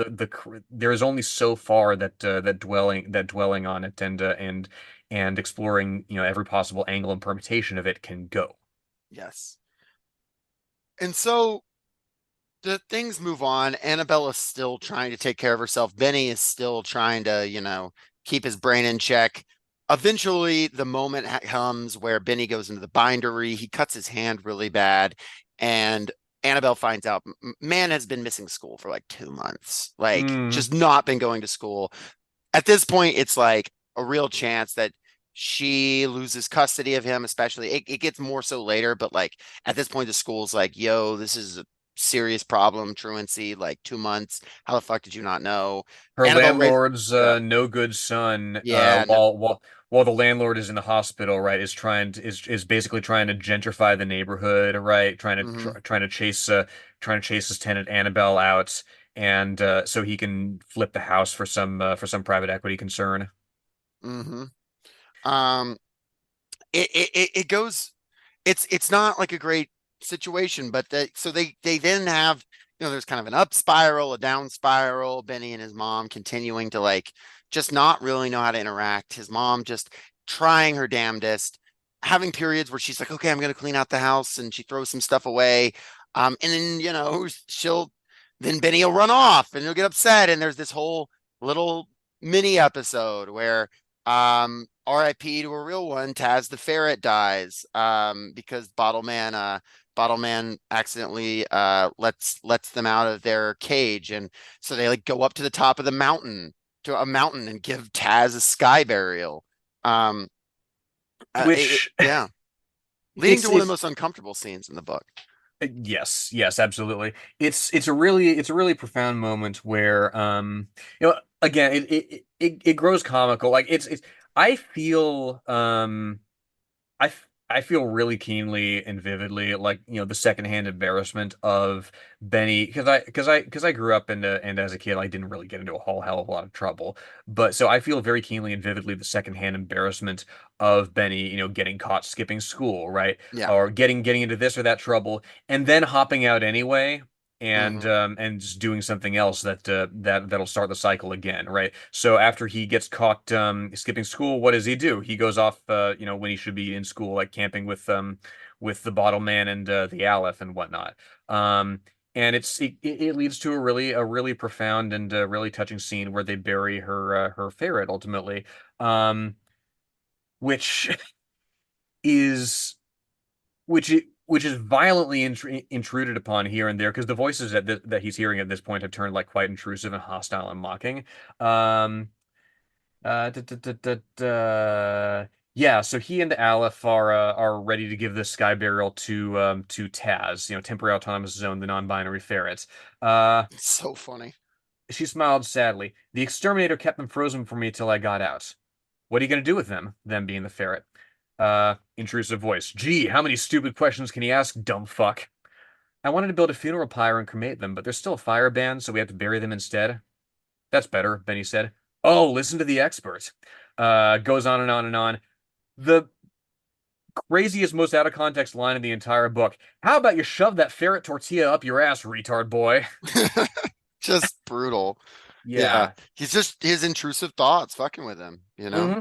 Mm-hmm. Yeah, yeah. And again, it lives with something it lives with a moment that you wish you could share, that you wish you could just like, luxury, not luxuriate in, that's the wrong word, but that you wish you could be present in with this person who's dear to you, right? And have all of you be there for them, and you can't, right? Yeah. Which itself is it's in a I don't want to say in a smaller sense, but in a fundamentally different sense from his mother's struggles. It's something. It's something that's deeply distressing if you're in Benny's position. Yes. And then of course things get more distressing when he tries to kiss the Aleph and it doesn't go well. Yeah. And she's like, I love you, but not like that because, you're 13 and I'm 17, which, a 4-year gap is different when you're older, but 13 and 17, that's pretty significant. Mhm. Yeah, and Benny's, he's Deeply not sure how to. humiliated, of Yeah, he's course. humiliated. He's not sure how to handle it at first. He like kind of tries to hold himself distant, and Aleph is like, no, like you're being weird about this. Yeah, she tries to be normal about it. But you know, things move on. It comes things are moving towards ahead at this point. The election is on the horizon. Annabelle now Annabelle at this point, like her job is basically kaput. Oh yeah, when Benny's gone, she gets like injured, like walking down a flight of stairs. The crows Oh help man. her out. She sprains her ankle. The The crows crows like help her cover out, and from the rain. it's at this point, right, that it really throws me for again. People have said, people have said, unfairly, I think that this book is fairly convoluted, and I think it would be, they would have a point if one's initial assumptions about where the book goes turn out to be true. They rarely are, right? Because when Mhm, I'm reading this, my first thought is, "Oh fuck, she's dead." Indeed, the text itself, mhm. when No Good Wong, right, the landlord's son, right, when he comes back and it's like, "Oh, he discovered her big dead body covered by crows." I'm like, "Oh fuck, she's dead." Yeah. You know, I don't even it's know what that would have been like. Like what even happens next? Does Annabelle have been killed in the middle of this book? I've been like, what the but Well, yeah, exactly. It would be pointless. We would be cheated out of what her yeah. whatever her arc would become. But of course, this makes it more difficult for her to do her job, more difficult to take care of Benny, more difficult for her to clean the house. And shortly, and everything hits the fan at once, unfortunately, because the election happens, riots break out. There's just some like random guys amidst the protesters who are like they don't really give a shit. They're just there to like stir up shit. There's some minor characters that had like been introduced earlier. They're not really particularly important. They just like threaten Benny. Mhm. And they like put a bat in Benny's hands, and the bat is screaming to hit something, and he breaks some glass, and he gets tear gassed, and he runs to the library. And is taking shelter in the library. And at this moment, he has like a psychotic break in the bindery, and he rips all his clothes off, admittedly, to get the tear gas off of him. And he has this like moment where he sees the Aleph, not the character, but the Aleph itself from the Borges story of like all things as one. He has this transcendent moment and has a full psychotic break, gets put in the psychiatric ward of the hospital, and at this point just completely nonverbal, cannot walk because his feet don't want to move. He can't negotiate between his feet and his shoes. So he's just dead blank completely. And even though he's still fully conscious, at this exact same moment, after the election, the office is like, all right, elections is over, times are changing. We were keeping y'all on through election, but sorry, your job, you're losing your job. Annabelle loses her job in this exact same moment. Her boss is even like, after I get off the phone with you, I'm no longer in the job. Like this wing is dead, which is, a very real thing that happened as print media lost money. Mhm. She's still like overcoming the injury. Her house is still filthy. At this moment, Child Protective Services checks in because, of course, her son was just like brought in, and they see this house, and then they see she has a pending eviction notice. And it's just like, oh my God, the things that are crowding up, the idea of things, stacking on things, being so tight you can't breathe, the way the book is describing it, you feel it as the reader in this moment of like, how is this remotely transcendable? Mhm. And it's really quite gut wrenching. Yeah, and I mean the only reason that you can even see a way to it being transcendable, is you've been with these characters the whole time. You know what they're capable of, whether through determination or their special interests, coming in handy, right? I mean, multiple times when Benny goes missing, right? Annabelle calls the police and is like, "Hey, can you get out and look for him?" And they're like, "Well, ma'am, there's a 24-hour waiting period before you can declare you can get missing person out." And she's learned from all the things that she's read. Excuse me, officer, she said, consulting briefly the webpage on her screen. With all due respect, my son is a minor. He's 14 years old with a history of mental illness. If I'm not mistaken, there's no 24-hour waiting period for reporting runaways or missing children under the age of 18. I believe that as a child with mental disabilities, he should automatically be classified as a critical missing person. I understand that the National Child Search Assistance Act of 1990, at which point she's interrupted by the person who just wants to shut her up and, give her what she wants. It's, the point, part of the point is that, the all these things that are having this discordant effect on you, some of them that are useful do indeed stick with you, right? And you need to grab on, maybe it's not the National Child Search Assistance Act, right? Maybe it's not this or that piece of legal information. But it's something that you grab onto and you just feel your way out of the situation with, right? Your perception, clouded as it is, got you into that. Your perception, you need to find and follow your way out. Does this piece of the legal code spark joy? If it does, hang on to it. And thank it once you're out of the quagmire. Exactly right. So, Annabelle is up Schitt's Creek without a paddle. She calls the only person she knows to call, which is the librarian Corey, who is like, "Hey, by the way, your son is having a breakdown."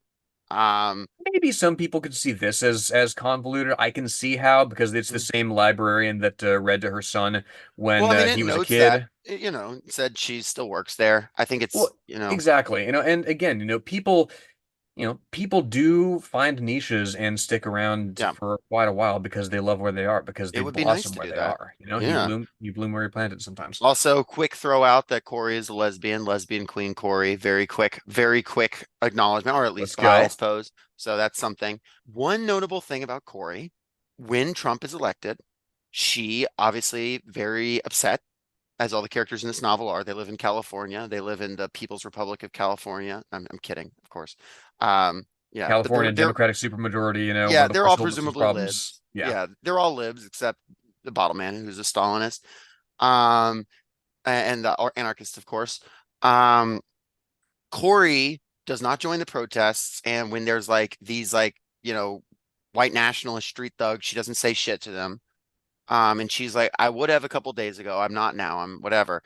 And she channels her like fear and anxiety or whatever out the world of like, I'm gonna do something helpful for someone, right? And she does something for this family. She does something useful for this family. It's a very beautiful thing, and I also find it a little insidious. Just a little bit potentially insidious, not intentionally. I think though there is a fear that this book, that if you take the ideology of this book right to its most logical conclusion, between the like fight capitalism by like through like the Zen techniques, cleaning out your house, fight consumerism that way, fight the rise of fascism by like being a good neighbor. Mhm. I don't think it's wrong. I don't think any of the concepts are wrong here, but there is not a it acknowledges certain projects as systemic, but I think this book is still a million miles away from talking about really what any alternative looks like, and it can get Sure. kind of self-helpy. Um, but nevertheless, it executes that very well. So even if like I might have like some disagreements on like how to engage with that or like how it should have been engaged with, I can't deny that like it's doing a good job of it. And I thought about this a little bit with the Corey thing, and then more with the um um I forget her name, but the writer of the self-help book when she like comes to town. Oh, the not Marie Kondo. Yeah. I want to say Icon, but Icon, Icon, yeah. yeah, Icon. Yeah, And I don't know, there's something about it that's like potentially insidious. That's like, it kind of postmodern can a little bit. it can be taken in a like totally like post-structural retreat from theory, from materialism. I don't read it that way because again, to fast forward a little bit here, there's a sequence where by this time, Annabelle is writing fan letters to Icon, our Marie Kondo stand-in, and like, look, you're this particular chapter caught me at this particular time in my life. I'm having this struggle. Icon is reading her fan mail, is sympathizing with Annabelle's struggle, but isn't really empowered to do anything further than continue to say prayers for her. Um, she exists in this dynamic where, look, she's bringing Buddhism, she's bringing her particular precepts and lifestyle into the popular sphere through literature, right? Through popular literature, she's a best-selling author. And yet she's limited within this sphere in terms of what she can do materially with it, right? Like the pilot that she's trying to shoot. Yes, she's trying to shoot a television pilot, and she is told by her, by the American, TV concern that's looking over it, like, you can't talk about commodity fetishism, you can't talk about capitalism, you can't talk about this, that, or the other, like you have to make it marketable, right? You know, so she has that limitation. And yet, the book itself, conscious of such limitations, right? There are bits and pieces, there are digressions where it delves into these things and gives you breadcrumbs for you to sort of pursue these things with, right? If the book was openly calling for revolution and saying, okay, this is how we're going to do it, this, that, and the other, much harder to get published in our society. Sure. And I also think that obviously goes for this book as well. And in the same fashion, I don't expect every book about everything to be like, and now it's time to build a communist party, right? But Well, and but more, sorry, go ahead. I just wanted to like maybe like I use the word insidious. I don't think Ozeki is insidious. I think there is a potentiality though for this kind of thinking of There is like you've definitely. got to follow your bliss and like, oh my God, the system is so bad and I have to like as a person and in my little community transcend it. Um a lot of people who are like really into like mutual aid fall into the same trap as well because like things Yeah. that are objectively good, right? Mutual aid, objectively Mhm. good, helping your neighbors, objectively good, decluttering your house, objectively good. Um, but like that as struggle, and Yeah. that as like how we're gonna get out of the problem. It's building dual power for dual power's sake, right? It's Right. building these structures without recognizing, okay, well, what we're doing right now is temporary. How Mhm. do we leverage it into something larger, The right? Black Panthers called their breakfast program survival programs, right? They weren't Yes. how they were going to overthrow capitalism. They were how they were Yes. going to mitigate Yes. the suffering now. Mm. And I think that this book and like maybe if I sat down with Ozeki, she would just be like, "Yeah, man, I was writing about that. Wait for my next book. I'll write about that." And that's fine. It's not like a personal critique, but I Mhm. do like think that it's a dangerous spot that is very like of our time, especially very social media, very revolutionary rest, that kind of thing. Hmm. I Hmm. don't know. Well, Maybe I'm exactly. overthinking it. Well, I mean, I think you do bring up a pretty salient point here because I mean the book itself gets into an actual bit of Twitter discourse that happened a while back, which is like, hey, like Japanese cleaning ladies are anti-book, right? They're anti like collecting things, right? They're and people will blow it out of proportion in one way or another. They call her A a Nazi in this. Yeah, yeah, yeah. Yeah. They said, "Oh, she's burning books just like the Nazis." No, she's offering a perspective on how to declutter your life, to recognize the role that these possessions have played in your life, and how to recognize when they're starting to possess you, right? Yeah, and notably, like she's even says, like, "Hey, there was like a misconnect here." Like I said, like she wasn't trying to say books that like give you a like happy giddy rush. She's saying like Right. books that you feel like there's a reason for you to have, Hmm. right? So it gets into that too, which is I think Ozeki, the fact that she's so interested in this like Japanese American divide slash interaction, which some of her other books focus on more directly. I think that like language barrier and the discourse that comes with Yes. the interaction of these cultures, I guess that was just something that interested her too much not to Yeah. throw in. Yeah, and worth noting as well, I mean you know, we're talking. Oh, I brought up breadcrumbs here. There's digressions on. The Aleph talks about disaster capitalism when she's showing off her snow globes that chronicle it. Right. There's this whole digression that she has about neoliberalism, capitalism. Our fucked up consumer culture. That again, you get into a digression, but Benny doesn't really dwell on it. It's just something that kind of it happens near him. And the book doesn't really pursue it to its logical end because, again, this is not the book's lane. But more pertinent, I think, is I mean, there's a bit that the Bottle Man has where he quotes directly from Marx about religion being the opiate of the masses, right? Not in the sense of something that distracts you, right? Not in the sense of something that renders you inert, something that can render you inert and insular, as with the sort of evangelicalism that Tim LaHaye sells, right? But more commonly, I think something that eases the pain of living under capitalism, right? That helps you make sense of your everyday life, and while you muddle along to perhaps a greter project. And Shout out that's to Tom from the Trillbillies who once said, "Religion's the opiate of the masses, and goddamn, do opiates feel good." exactly. Yes, absolutely. Or Yeah. something like that. Like, goddamn, do I like opiates? And that's I what I think, like, and, yeah. and that's what I think is at play here. It's not Mhm. necessarily about what comes after. It's not necessarily about the political project that should and eventually will replace capitalism. Not inevitably, but when people put in the work, right? Right. It's about the process of coming to that greater consciousness. Sure.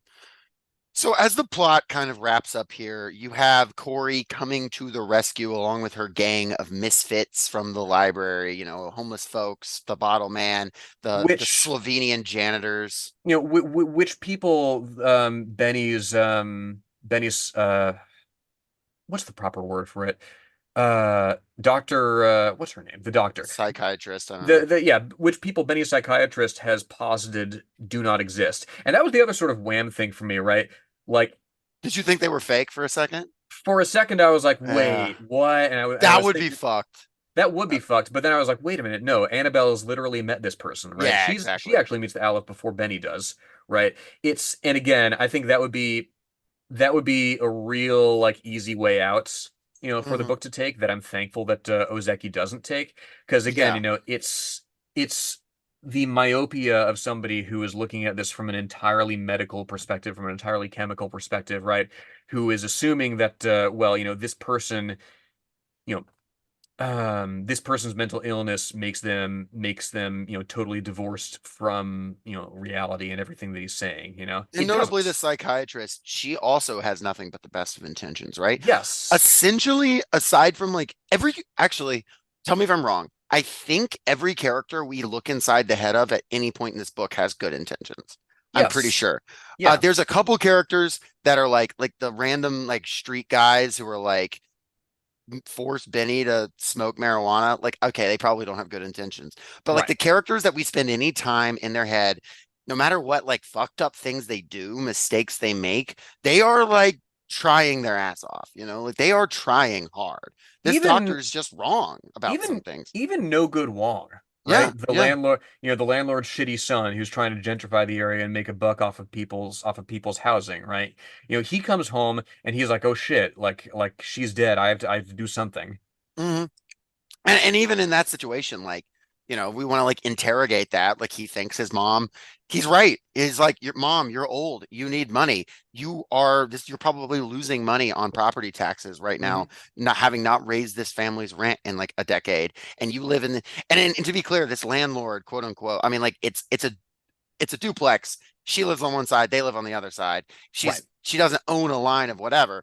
Um, so it's even But him, here's like her he's son got who reasons. actually is trying to do more classical, like, landlordism, Yes. But There's yeah, reasons behind decisions. Yeah. exactly, exactly. It's dialectical. This person does not wake up and say, "Hey, I think I'll hound this lady out of her home." Mhm. It's what makes sense to him given the arithmetic of their situation. Cruel arithmetic, but arithmetic nonetheless.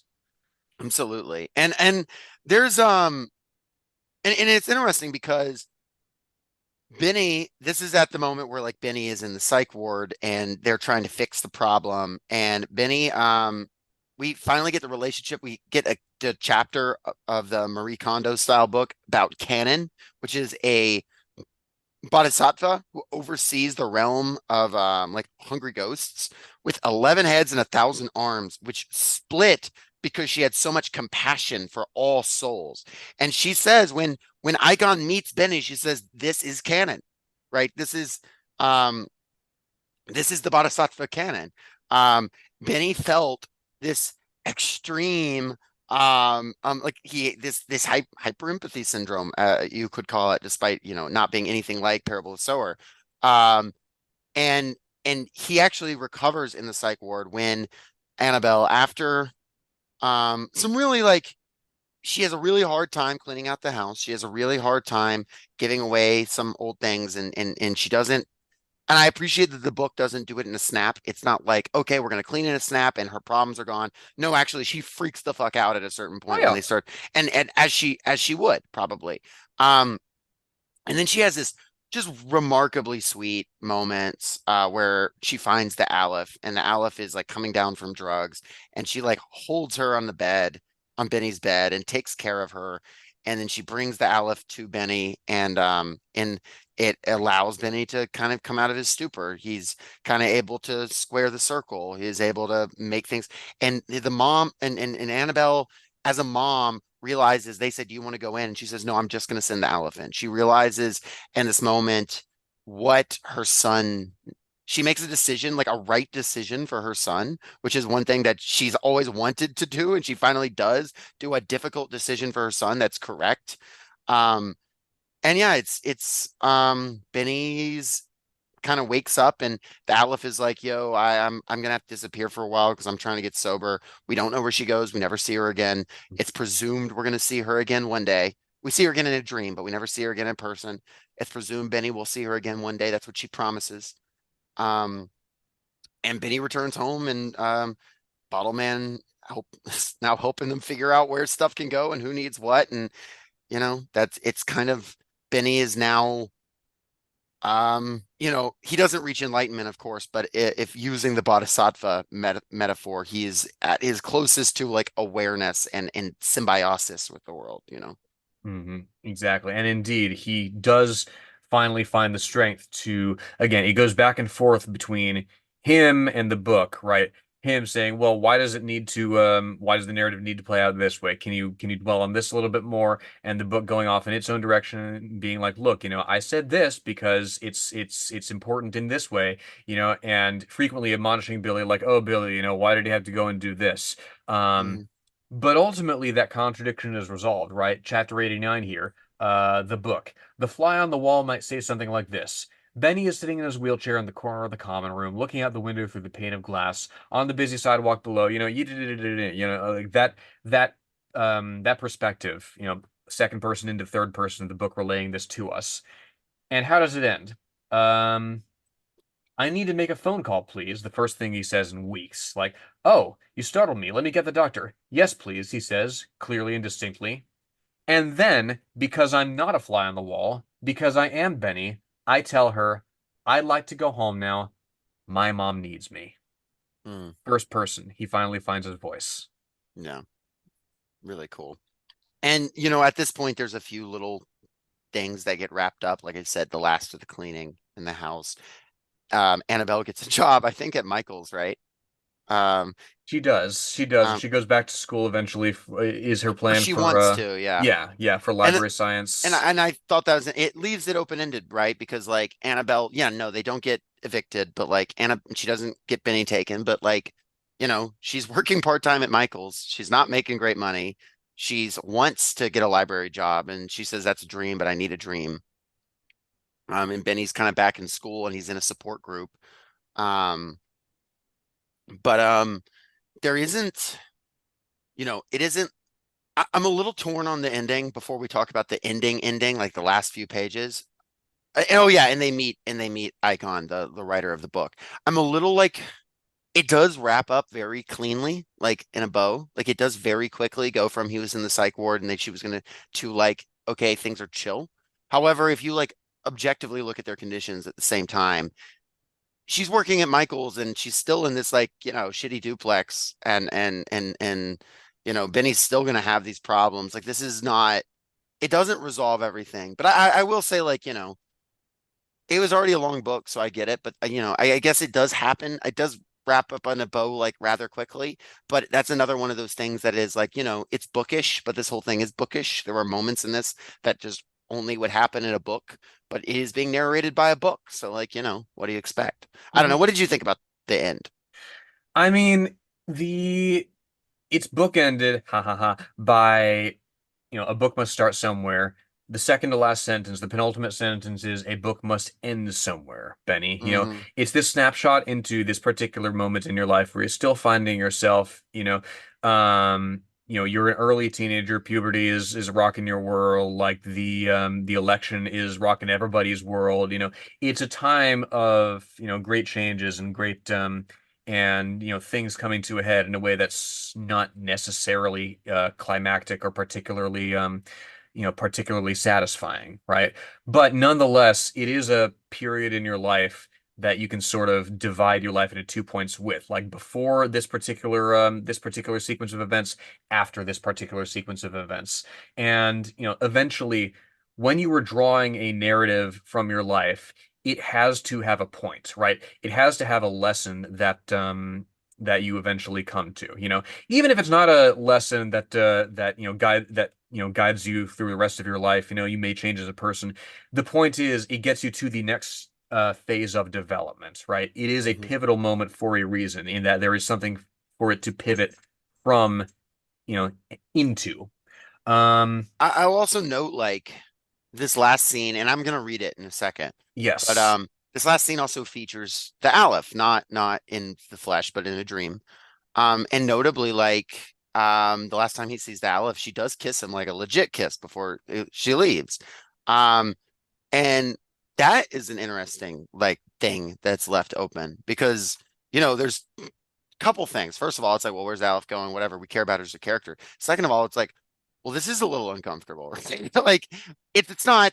I'm not calling her like a groomer or anything, but this is a No. little weird. This is a little weird, Like, but the whole Again, thing's a little it's weird. These are guys who These are like It's fucked up yeah. people, you know, Yeah, like it's something that makes sense to them at the time that they might look back and say, okay, knowing, having the experience of, X amount of years, okay, I would have done that differently. But, mm. again, in the moment. There was like some commentary on the internet that were like, this book encourages. No, fuck No, it that. doesn't. It's not encouraging. It's just There's a people difference doing between, things. yeah, there's a difference between encouraging something and acknowledging that it happens. Hmm. Yeah, it's completely and it doesn't, it's just a thing that happens. But I do want to read this end part here because it has the Aleph and yeah, and it also has Benny. Um, it says it's got really honestly two final chapters, really. There's a final chapter for Annabelle and there's a final chapter for Benny. The final chapter for Annabelle is the last letter written to Icon, just kind of summing up where are they now in like a movie. And then Benny, waves and starlings, pebbles and crows. Are you here, Benny? Can you still hear us?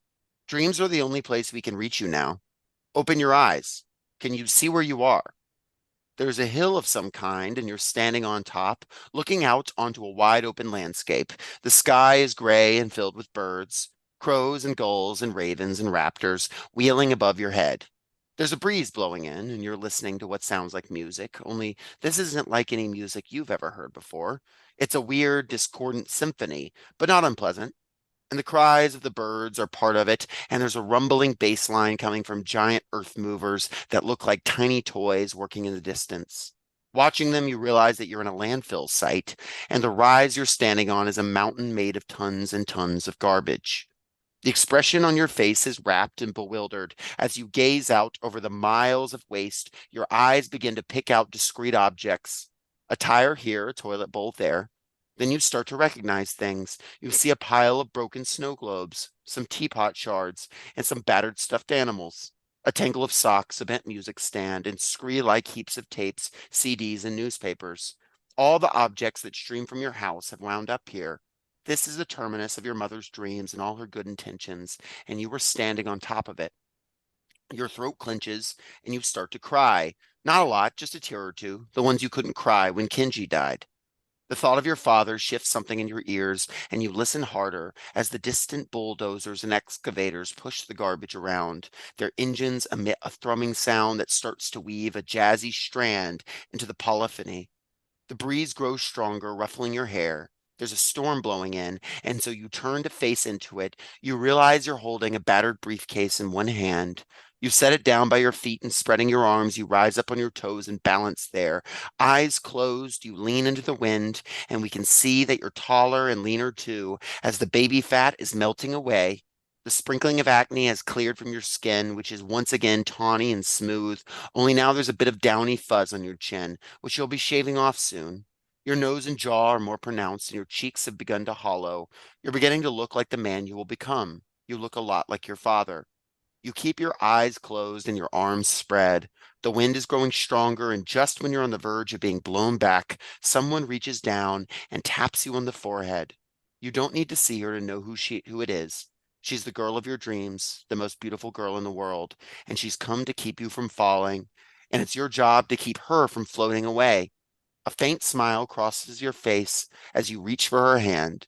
You give a gentle tug, and she drifts down to earth and stands next to you.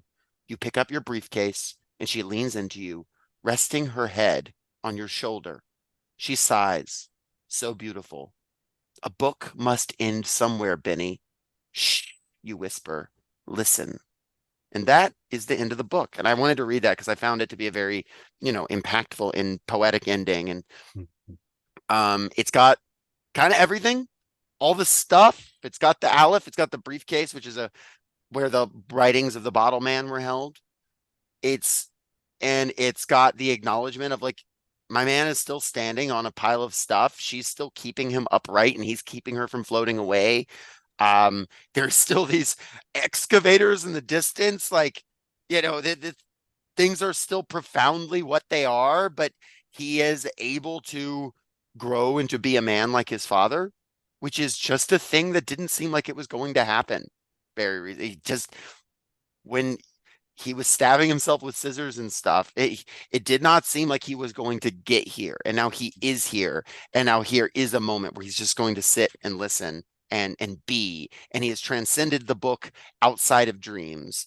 And he's found a way to adjust to his world. And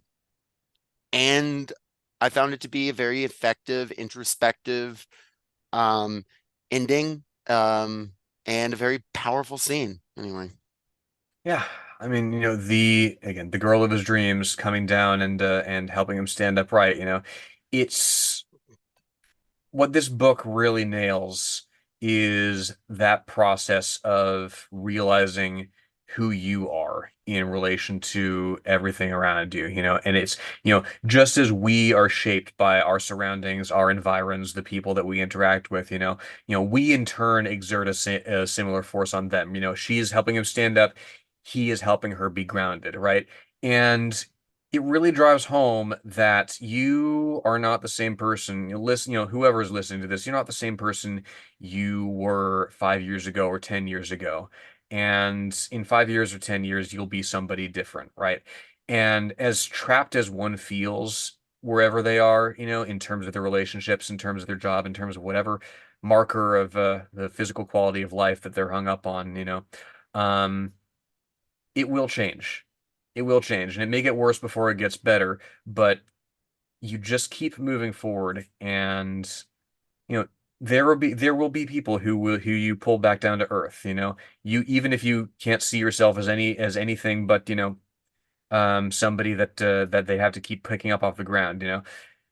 You are pulling back with your grip as much as they are pulling on you. So just to this book really is a paean against alienation, a reminder Yeah. that yes, you do exist, yes, you do matter, and you will continue to matter. Mm-hmm. I don't know if you know this, but I've kind of been, sat on this, but there was an alternate ending to this book. Go When on. Benny goes into the bindery in the original ending, he sees that he's related to the Harkonnens.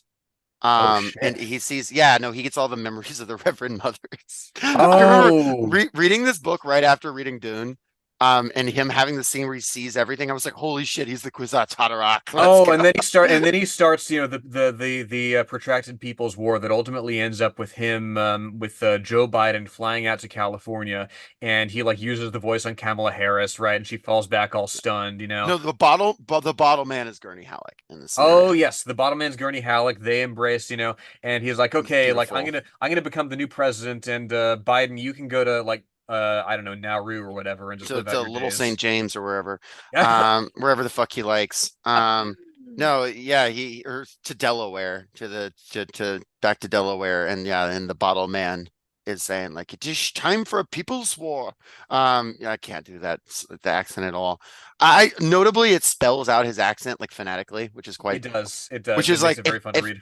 if at any point I had doubted that she was pulling from Zizek, that was when I knew she 100% there was something she had, even if she didn't know it, she was channeling a cooler version of Zizek in the Bottle Man.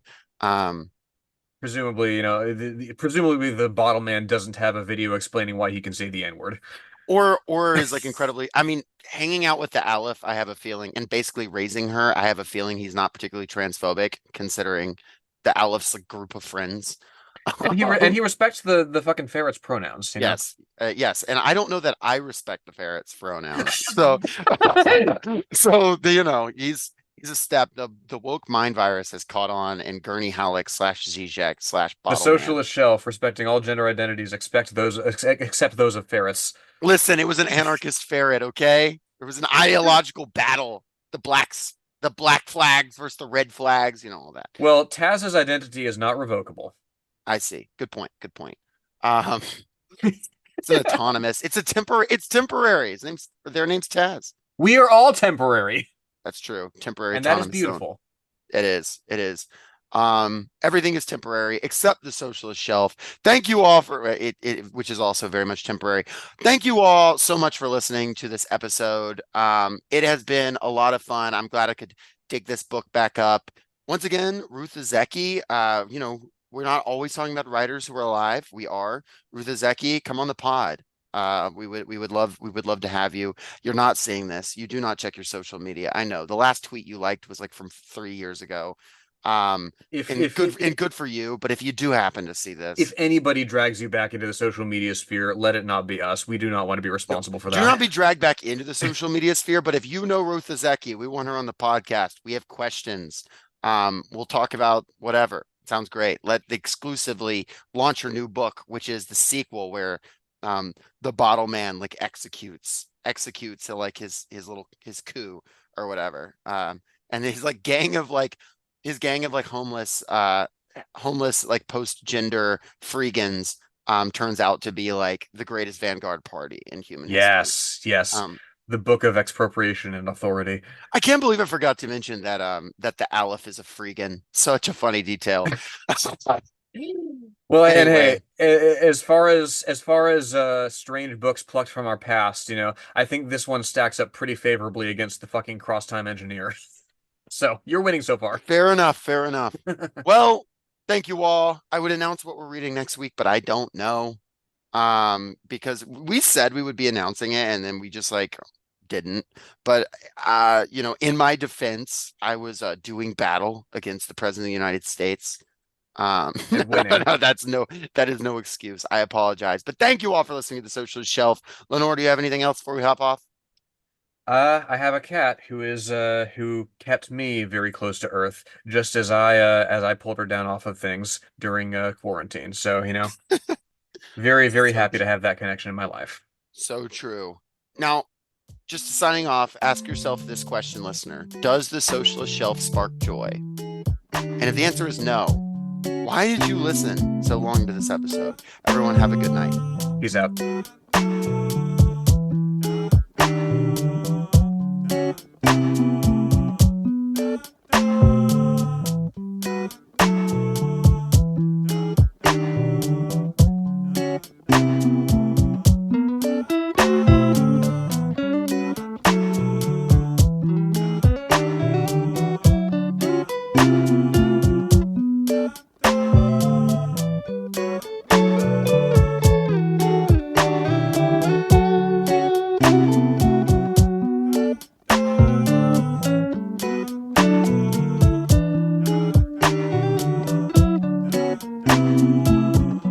Thank you for listening to Socialist Shelf Radio.